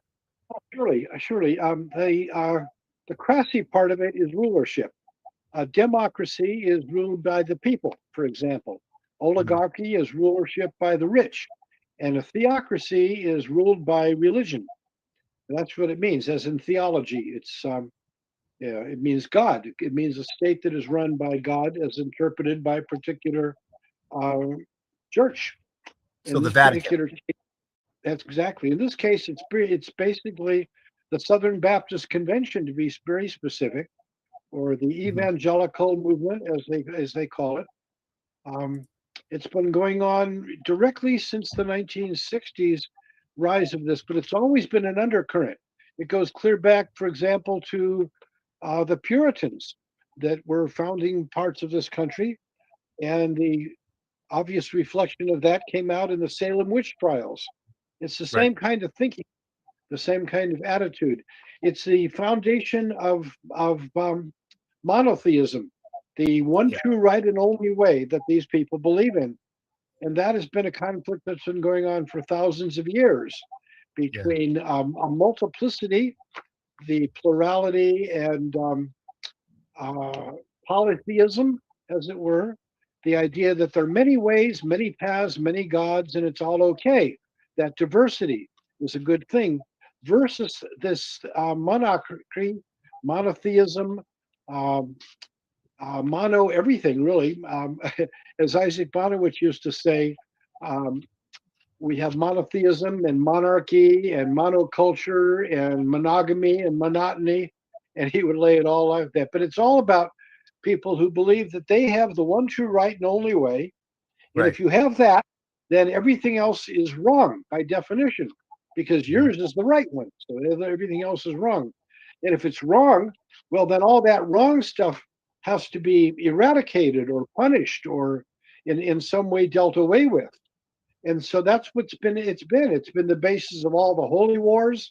It's been the basis of the inquisitions and the witch burnings and everything. And it's still reflected in our modern world. The three great monotheistic religions have been duking it out now for a couple of thousand years. So Christianity, Islam. What's the third one? Judaism. That was the start of it yeah, all. that makes sense. That makes sense. It all began with Moses and the Ten Commandments, really. Right. You know, the idea that thou shalt have no other gods before me. Now, this was these statements were made in a time of when most of the people in the world were polytheists and had many gods, and it was okay. You'd come into your city and you'd have temples set up for the gods of Egypt and Greece and Rome, and they'd all be in the same town, you know, and everybody would go to wherever where they wanted to, and it was fine. It was like going to different restaurants for dinner.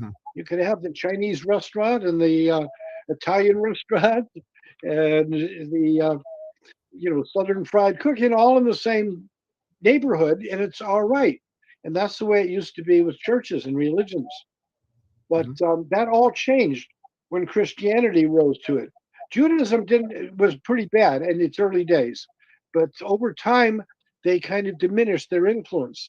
But in the early days, if you read the Bible, they were pretty horrific. They simply moved into areas and murdered everybody. The very first act of the Bible in the when the Ten Commandments were done, they make all these movies about Moses and the Ten Commandments, and you've seen them, I'm sure. And it always ends with Moses standing there holding the tablets up and all, and that's the end of the movie, and the credits roll. But they don't often tell what happened next. And what happens next, if you read the Bible, is that Moses says, okay, these are the rules. Everybody who agrees to follow these, come over here. And he draws a line in the sand. And nobody goes except one tribe, the tribe of Levites.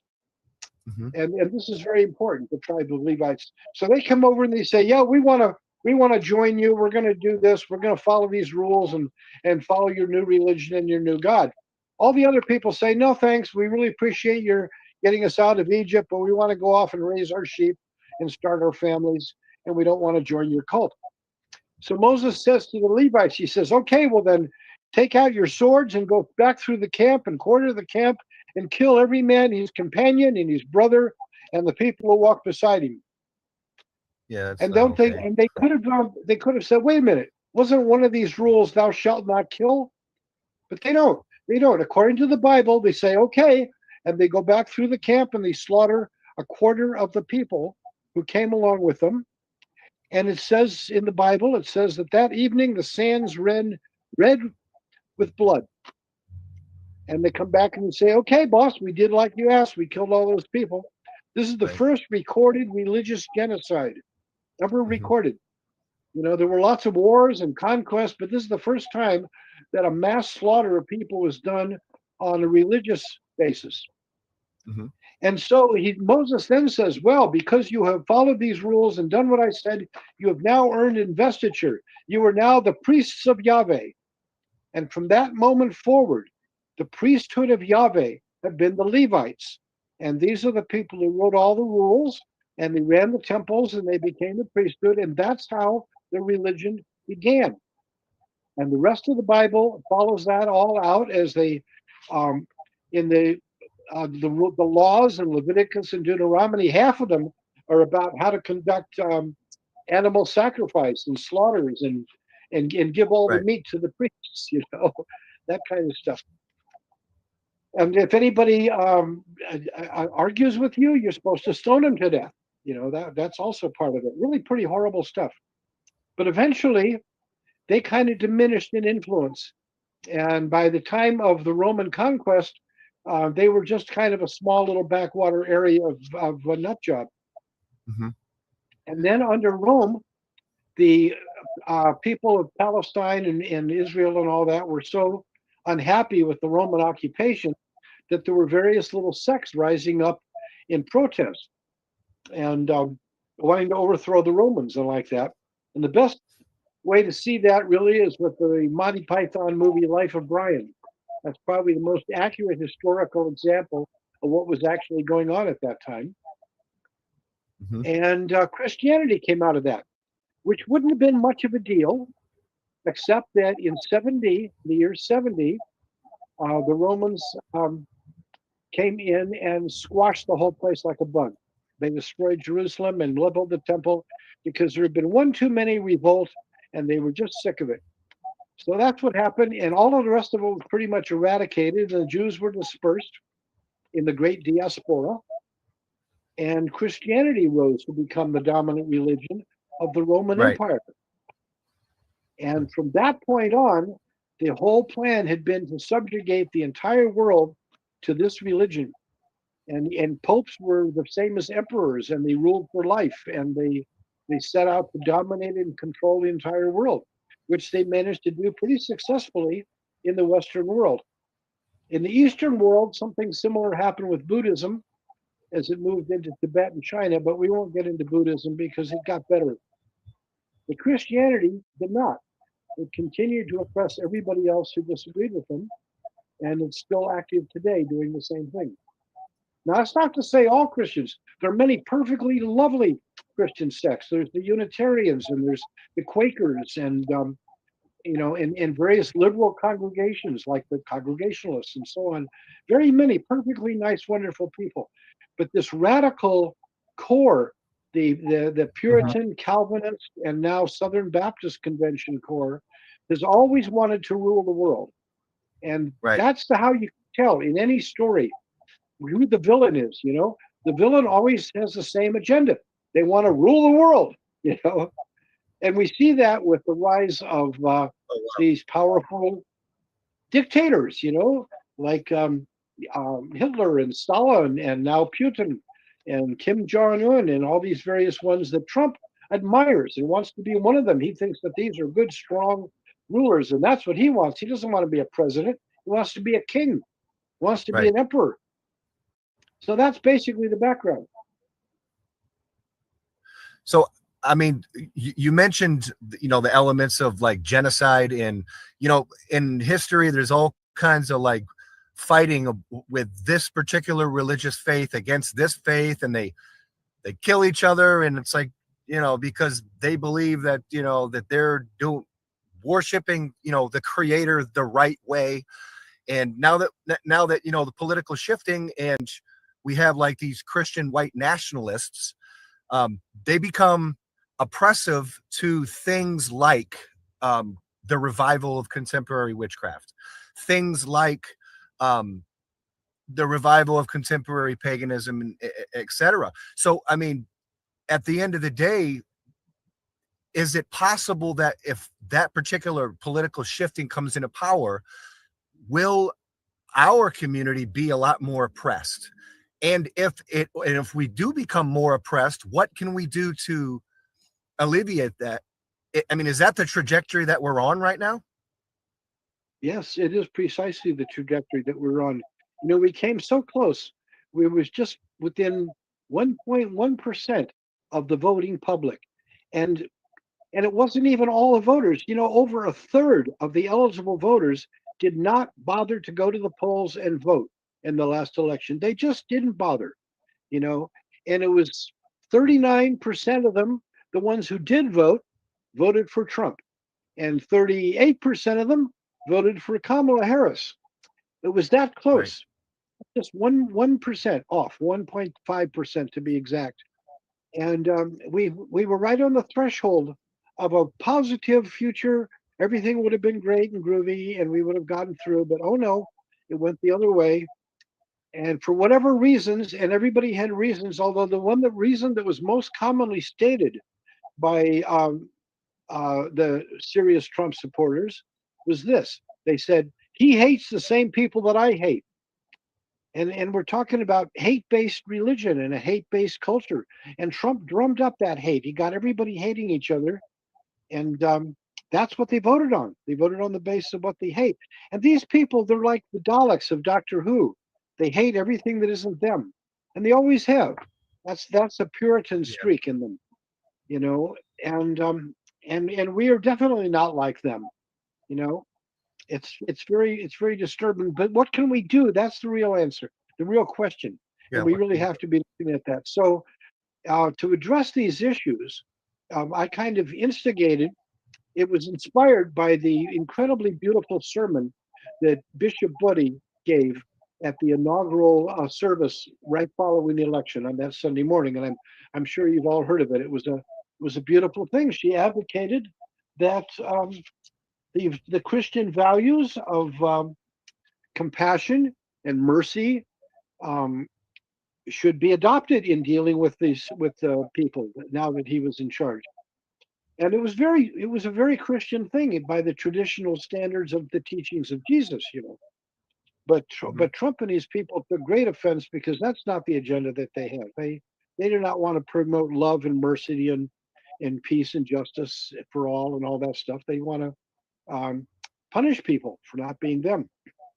So so I kind of generated a statement of support for Bishop Buddy, saying that, well, we pagans, we join with other religions in standing in support of this very brave Episcopal bishop, and she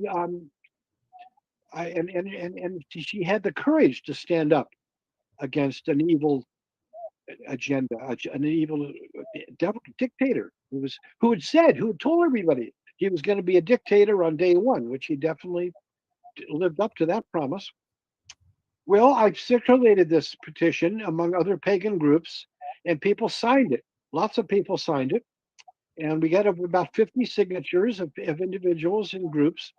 And out of that,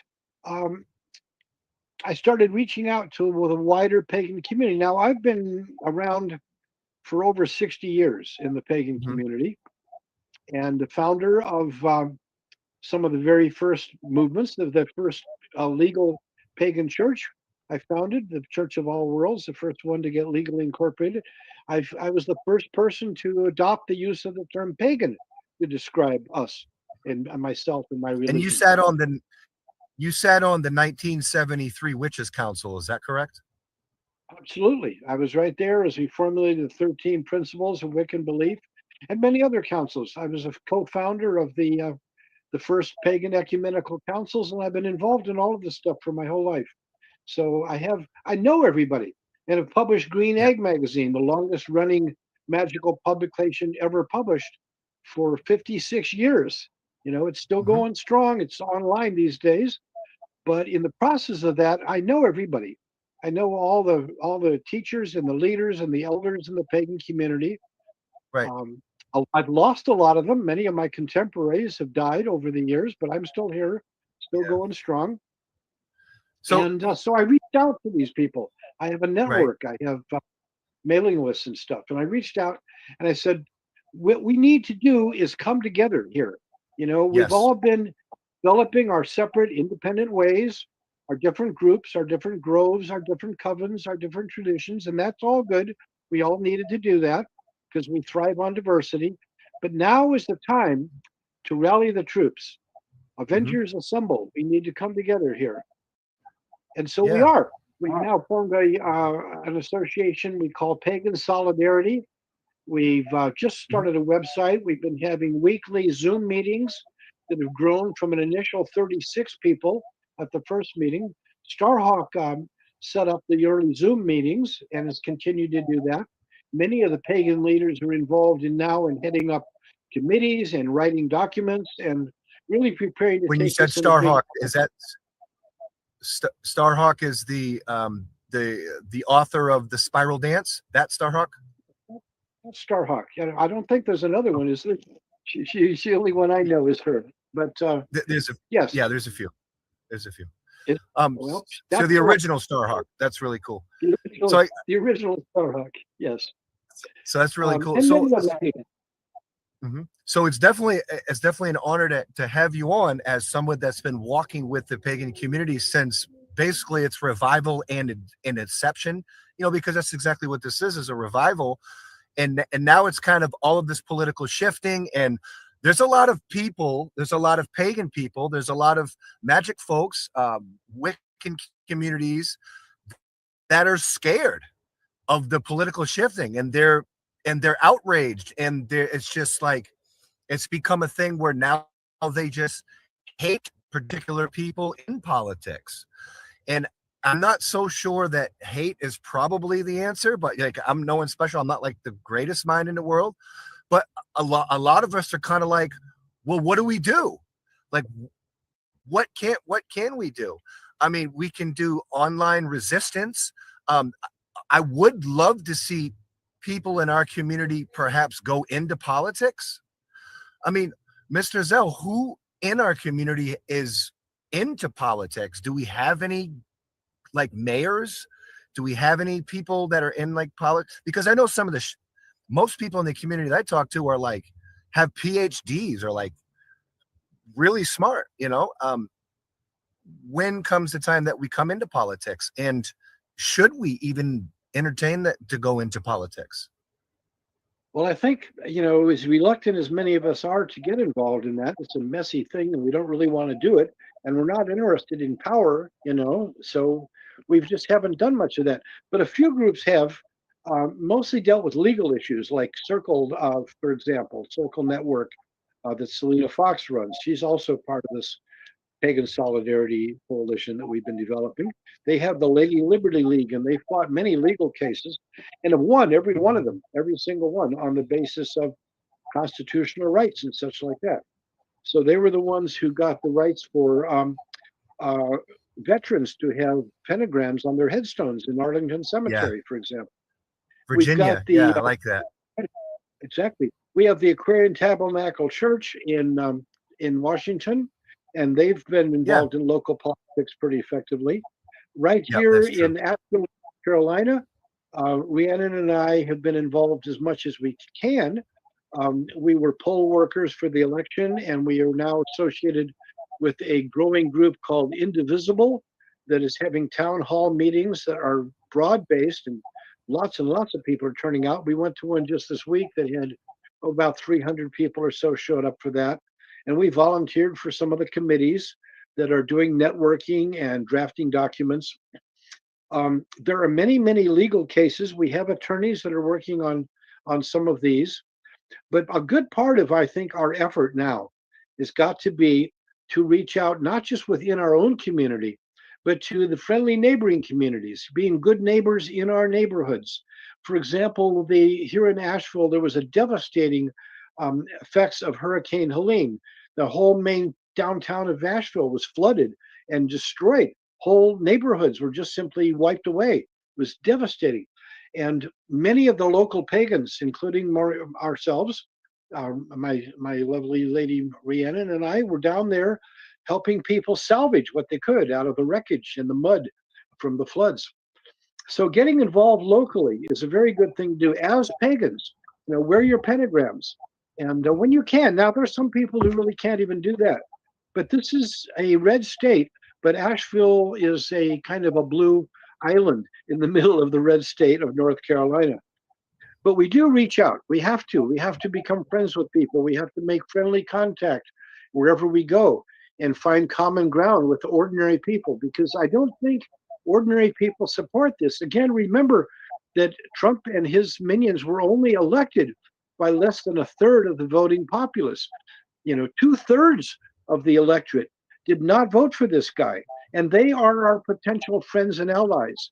So we're the situation of all these stories involving an evil empire and a rebel alliance.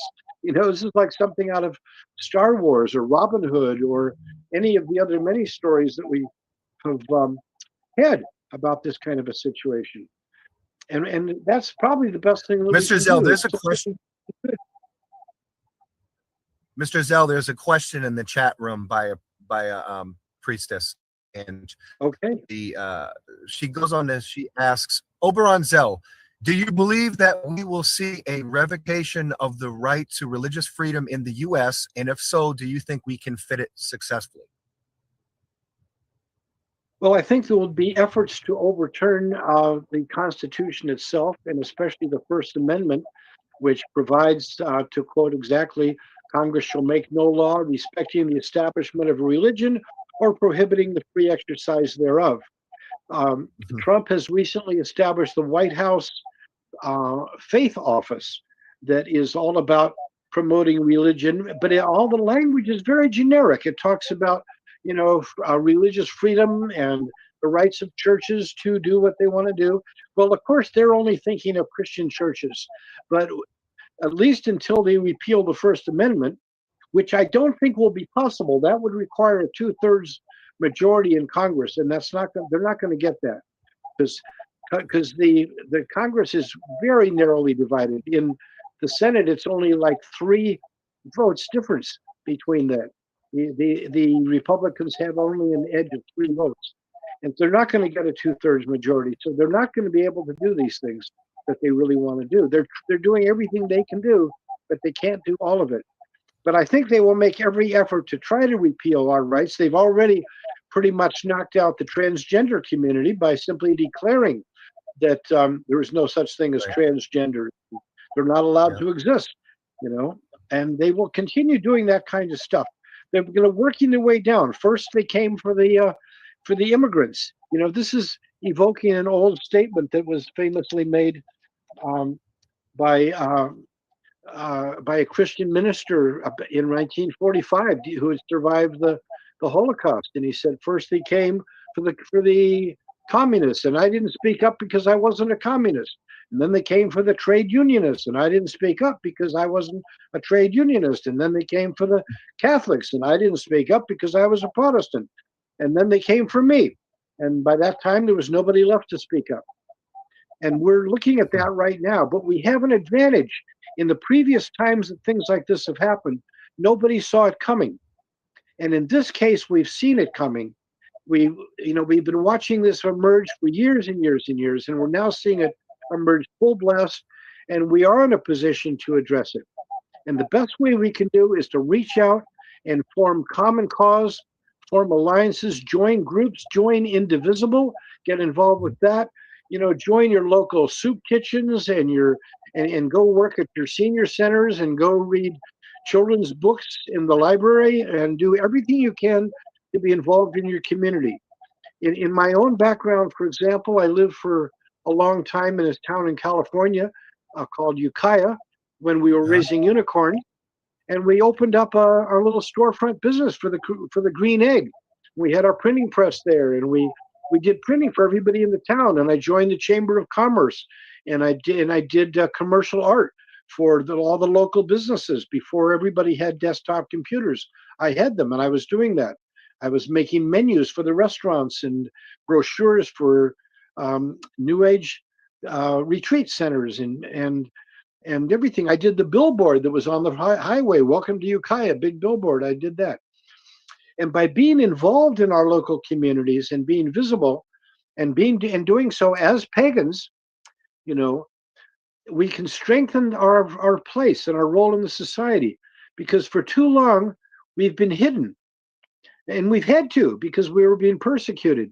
But now our numbers are really strong. The estimates are that there's several million of us in America alone, and that's really all we can address right now. Throughout the world, paganism is growing and taking off, but right here in America, in the United States, we have several million people, and if we can get involved locally with our neighbors, with our potential friends, make friends, talk to people, sit down and talk to people.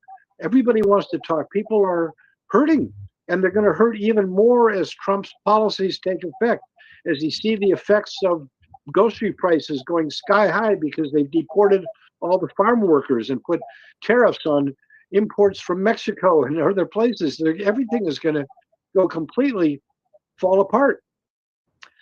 So, you know, other people are going to want to talk about this stuff. So there you go. That's some of the stuff we can do. Somebody in the chat room had said that there is somebody in politics.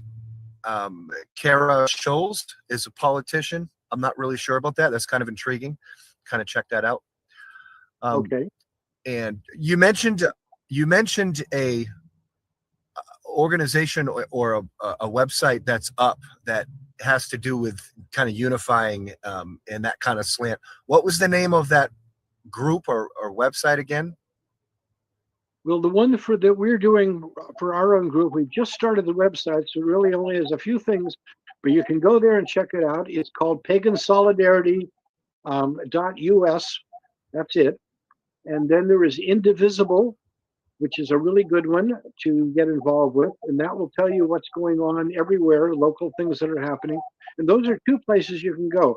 As the Pagan Solidarity will grow, each Monday we have another Zoom meeting, and we now set out the invitations for tomorrow to about 300 people on our list of pagan leaders and people who signed our petitions and people we know. And it's going to keep on growing. And as it does, we will develop more resources. Right now, we're just beginning, but it will grow. In any case, though, Indivisible has been going on for a little while, and I highly recommend getting involved with that one. It's easy. In your community, they will have town hall meetings, find out about them, and attend and volunteer to be on a committee.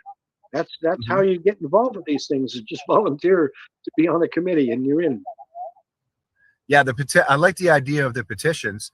I'm definitely going to look into that. If there's ongoing petitions, I'd love to be able to utilize our small platform, Witchcraft TV, to let folks know, because there's, like I was saying, Mr. Zell, there's a lot of pagans and, you know, practitioners of various, you know, groups and orgs and traditions that just are kind of, what do we do? Like, this is horrible. And I just see, like, and what really gets me, Mr. Zell, and I want to talk about this too and kind of pick your brain on this, is that I work in the landscape of modern pagan media, modern witchcraft media, magic media, with, you know, the wisest people that I can find. And what I've noticed is that all around the country and even across the pond, there's like infighting that happens between different groups and organizations and families or whatever might have you. And I see all this infighting,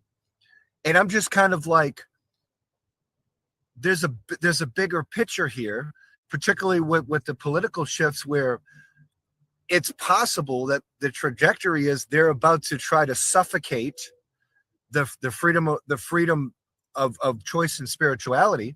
And at the end of the day, Mr. Zell, it's very personal to me, because this particular community and the ideology of what is the contemporary revival, it helped me survive.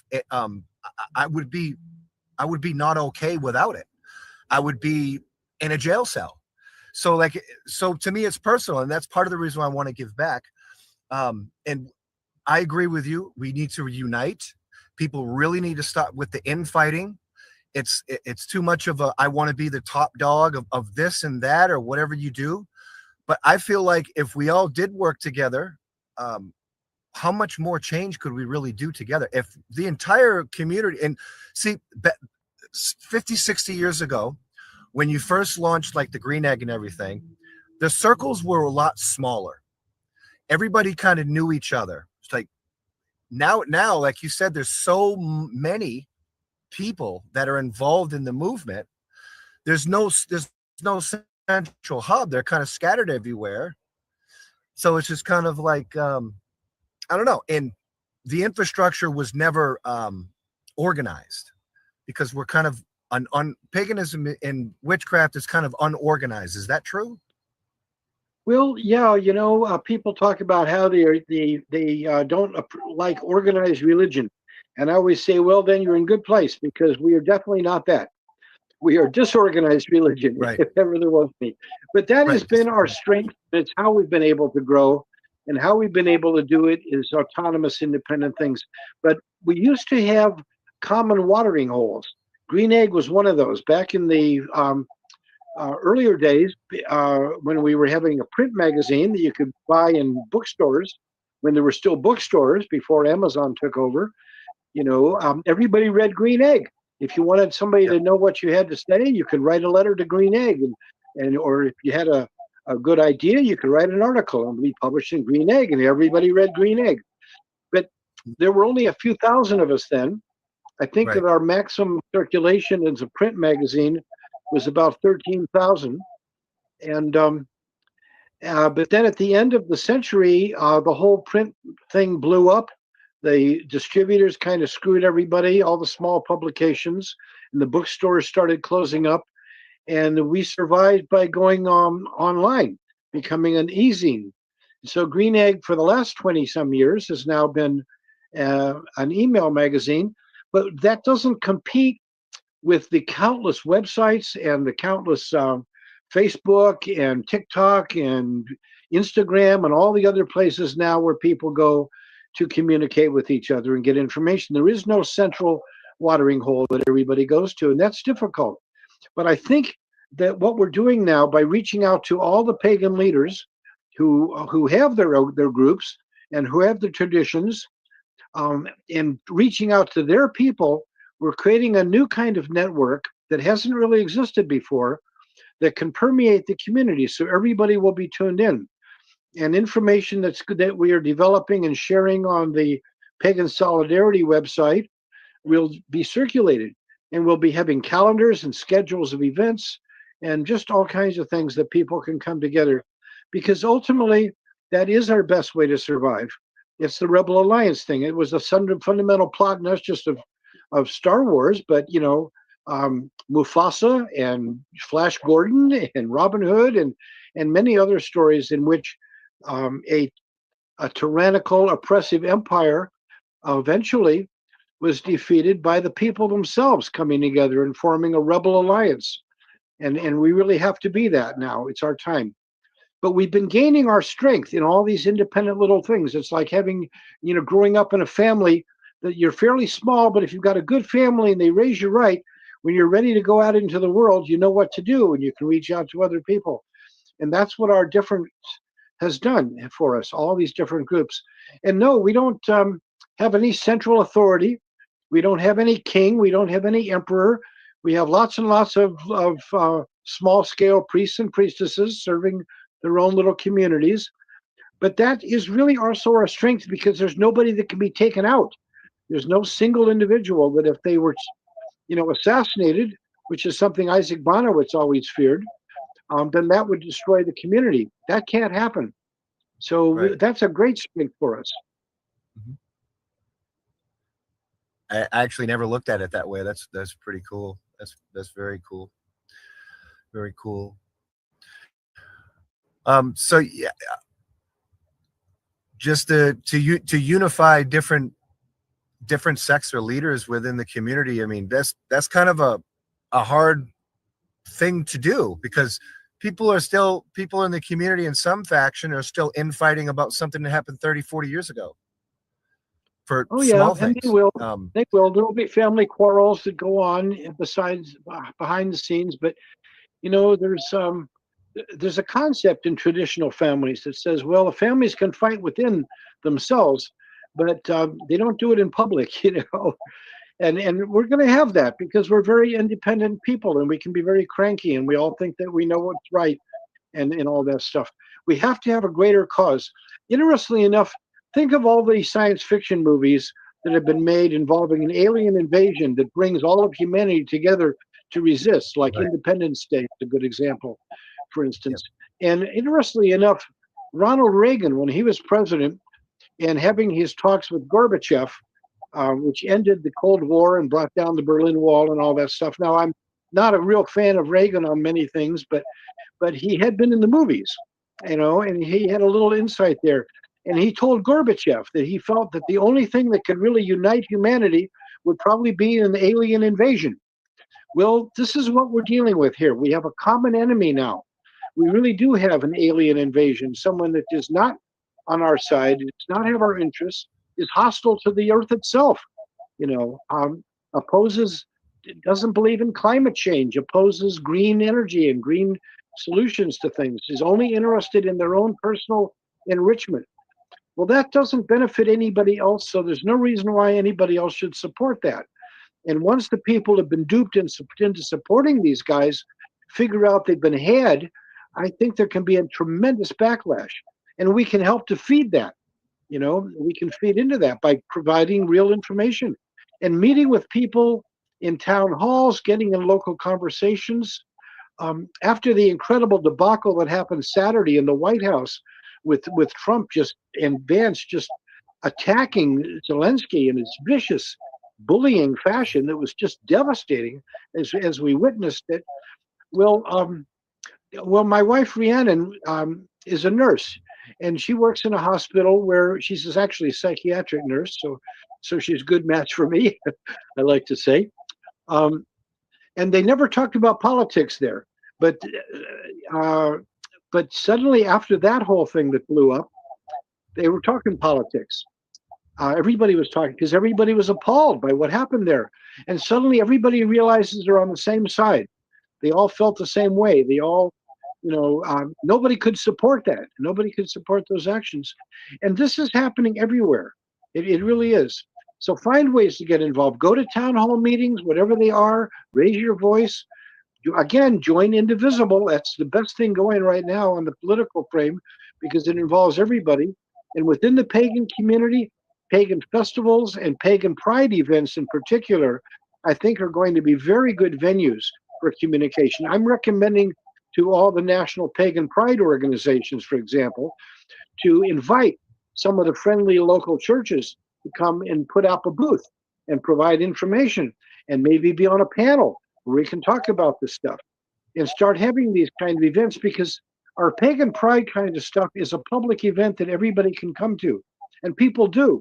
And if they can come and see good people and have good conversations and get some good information, this will spread and grow. Because what we are doing here, we are on the side of life, you know, and light and life will drive away the darkness ultimately. And no tyrannical empire has ever survived. You know, they may go on for a while. I mean, the Roman Empire lasted for several hundred years, but ultimately they all succumb to the will of the people who rise. And ultimately, that's it. This is what Abraham Lincoln talked about when he invoked the government by the people and of the people and for the people. And we have to respond to that. I made T-shirts that I wear around at these things that simply are a print of a preamble to the United States Conversation, to the United States Constitution. And it's basically in big letters, "We the people," and then goes on to print the rest of it on the background of an American flag. We have to declare that we are Americans, that these values that we hold of a country of immigrants that cherishes diversity and has a place for everybody, you know, and welcoming to everybody. We have to promote that as the American dream, which it is. That's the foundation of it. We make regular trips, my family here, to Williamsburg, Virginia, where they have a reconstruction of the colonial era town of Williamsburg where the revolution began, really. And they have actors portraying people like Washington and Jefferson, and they give these amazing talks about what it all meant back in those days to create a revolution again and overthrow a tyrannical king. Well, we're back in those conversations. Somebody in the chat room said the backlash is beginning, that Trump and Vance bullying Zelensky was horrible. Exactly. And it will, because they don't know how to do anything else. That's what they do. They are bullies. They're mean-spirited. They're stupid, and they have been getting rid of all the people with any competence and integrity in all these different posts. They've been firing people right and left and appointing idiots, people who are totally corrupt, idiots, criminals, drunks, sex abusers. These are the people they're putting into position. They don't know how to govern. They have no idea how to govern. All they know how to do is bully people and make money to line their own pockets. You know, they don't do anything to serve at all. And that's the difference. Our entire religion, paganism, witchcraft, is all about service. That's what we do. You know, we are a whole community of service, as are many good Christian churches and organizations, and much of the contemporary Jewish movement is all about service. I worked for years with the Human Development Corporation out of St. Louis, and most of the higher up organizers were all Jewish. So they've come around completely from the old monotheistic domination of the Old Testament to to being in the forefront of rights and freedoms and things like the ACLU. Join the ACLU. We join the ACLU. We send them money to be a part of that. There's the Americans for Separation of Church and State, Americans United for Religious Freedom. There's the Atheist Society. There are organizations like that that are really working for the same things that we're working from. They just don't identify themselves as pagans. But these are friendly neighboring people. This is like the United Federation of Planets, you know, gradually growing to basically be able to embrace Vulcans and Klingons and Ferengi and Cardassians. You know, you just have to keep expanding the alliance. And that's how that's our best strength. This is what we've been doing. This is why we are the oldest religion. We go back thousands and thousands of years because of the nature of our valuing of diversity and plurality and polytheism. We are able to be inclusive. We are the most inclusive religion on earth. Everybody's welcome. You know, we don't care about, you know, what you believe or your sexual orientation or who you want to sleep with. And we don't care about that stuff. We care that you care, you know, that you want to serve, that you want to work together, you want to be together, you know, and that's what we can do. These are our strengths. We should play to them. See, I've often been referred to as a cat herder because I'm really good at that, apparently, about herding cats. But I always remind people what a herd of cats is called. And a herd of cats is called a pride. So keep that in mind. Yeah, I like that. Beautifully spoken. And I kind of want to add to that, Mr. Zell, that if you go out like in the woods and you find one stick, you can kind of break it pretty easily. But if you put about 6 or 7 of those sticks together, it becomes a little bit harder to break. So I think, you know, coming together like that does make us stronger. And I want nothing more but to better unite the entire community and really stop all this infighting. And like I was saying, I see a lot of it working with media, and with the political shifts and everything. I know that things are safer in particular political arenas. You know, the revival itself is safer in different political arenas. And I never really got too political, and I'm not so sure that I should, but I definitely want to have fair representation of the community to always have a voice on Witchcraft TV, so they can be the voice of, you know, what should be, you know, spoken or said.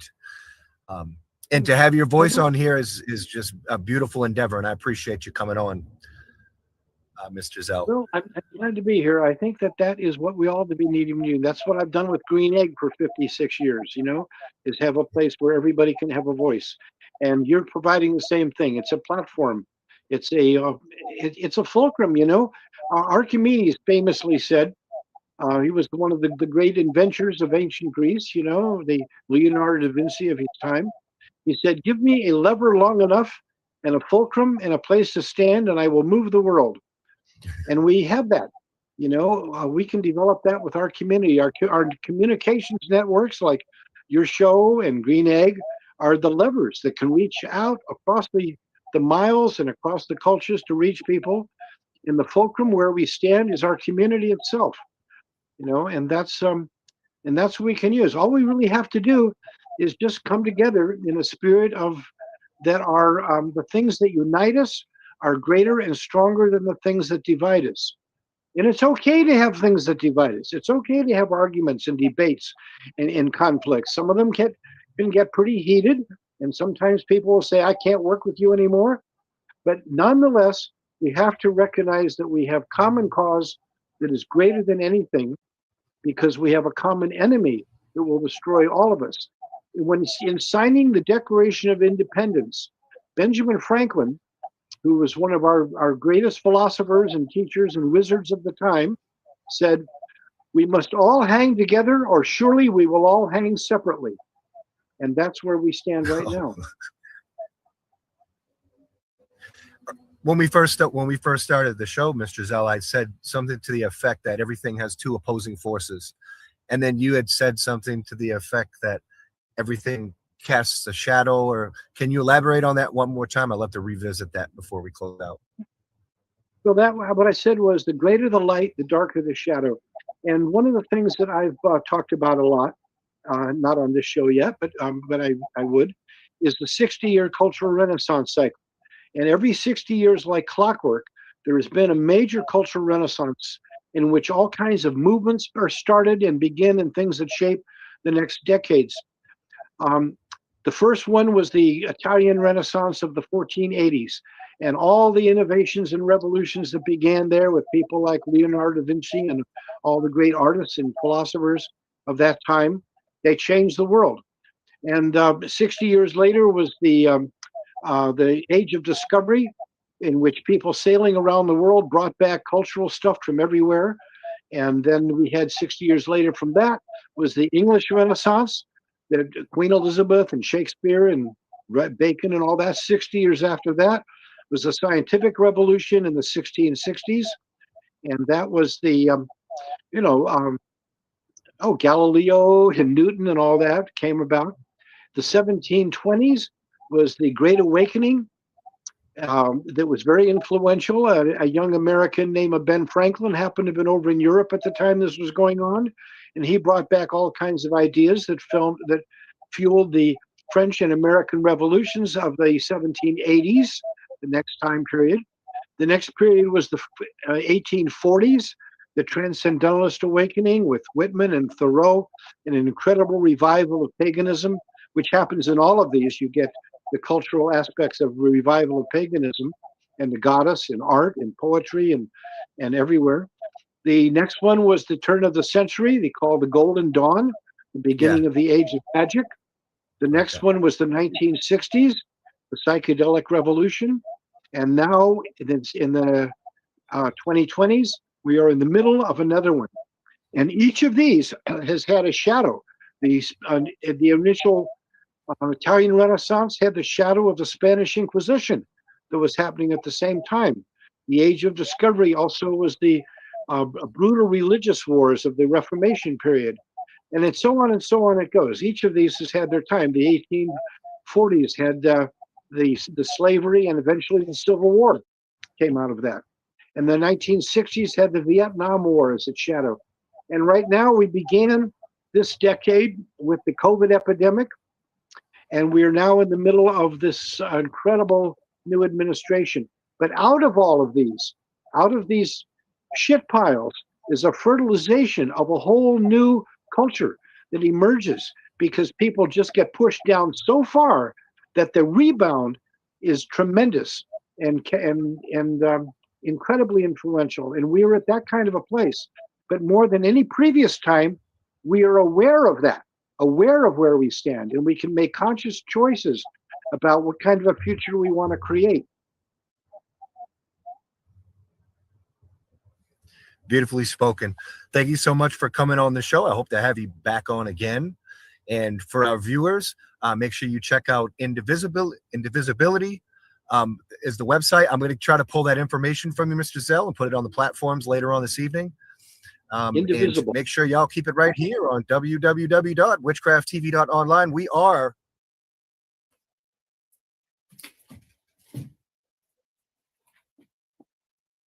You're muted. Core class for week 8 for Sunday, the Witches Pyramid in review and introducing the Pythagorean table in conjunction with magical names. Whitney and Sophia, how are you guys doing? I am great. How are you? Doing fine, working hard at the homestead with an addition, and was studying or looking into brushing up on the Pythagorean system once again. The Pythagorean system is something that was documented, and we all know Big Blue. We call it Big Blue. It's from Raymond Buckland's book. This is the Pythagorean system, and the birth number, and utilizing numerology to create that magical name is just something that, you know, was passed along to us from some of the pioneers, you know, from the early days. Well, I say early days, but 70s and 80s. Facebook user, good evening as well. So the Pythagorean, well, actually, I wanted to review the Witch's Pyramid: to know, to will, to dare, to keep silent. And there was lots of, and I'm sure you reviewed the video from last week because you weren't here for Wednesday, Whitney. Yeah. But so that's great, actually. What's your take on the Witch's Pyramid? Let's start with that. A lot. All right, let's have it. So personally, I think it's worth breaking it down into really looking at each section. And I noticed that you took like each section of to know, to will, to dare, all of those, and you looked at the Hermetic principle of polarity against it. Against each of them, and you know, what are the different ends of that. And I think it would be interesting to take each one, starting with to will, and look at it through the filter of each of the Hermetic principles, and really dive into it and do a deep dive into what that means and what they, you know, look like in that light. And when we look at the corresponding elements with each of the sides, I definitely think you can do a deep dive into that element and as to why it relates to it. So if we look at to will, you know, if we look at that against the Hermetic principle that everything is the mind, right? So when you're looking at your will, is it the will of the quote divine, or of the collective consciousness? Is there like an overall will that we're subject to, or is it your own personal will, your own personal desires? And you can look at it, you know, through that light. And where does our will come from? You know, what is it that we want? And are we subject to divine will, or do we have, you know, that power to choose and free will? So I think there's a lot of exploration that can be done, you know, going through each of these sides. And then especially the exploration into the elements, how does the fire element correspond with your will? And what does that look like? And how many different angles are it? Is it, and where does your will end and begin? Where, is your, a witch's word is meant to be the word of truth, because we know our words have power. Mm-hmm. And are you speaking your will, or are you allowing others to run over you? Are you setting boundaries?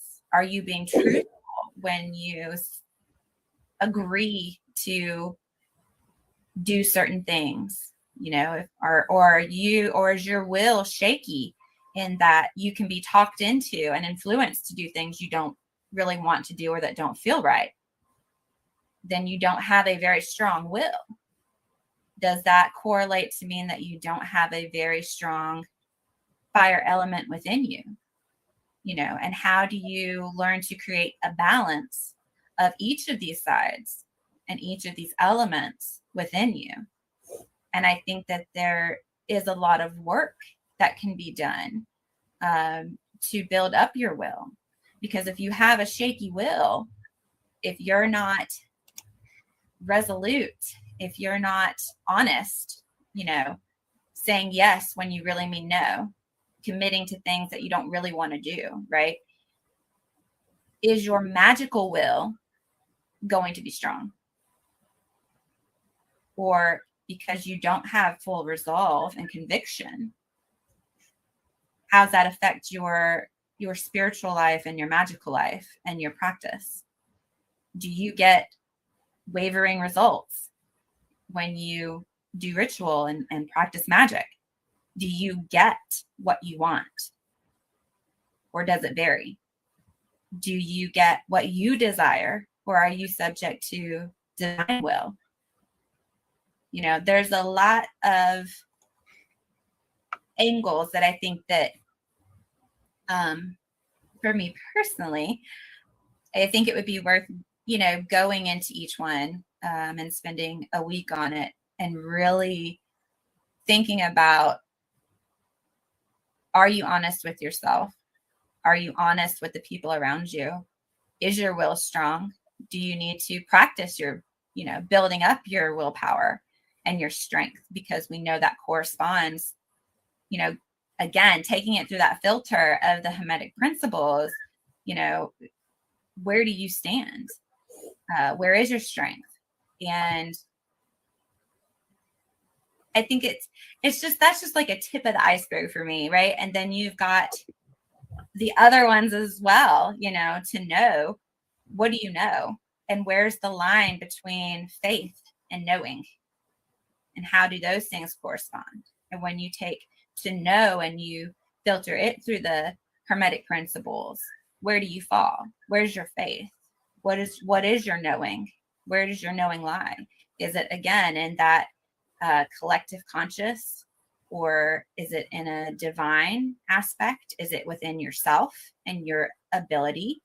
Do you have a faith and a knowing that your will is your word, and your word is, your craft, and what you say will happen, and therefore your magic is in knowing that when you say this shall pass, this shall be, it will be? Or do you have to have more? Do you have to have the ritual, the elements? What do you need? How do you have your focus? Is your will focused?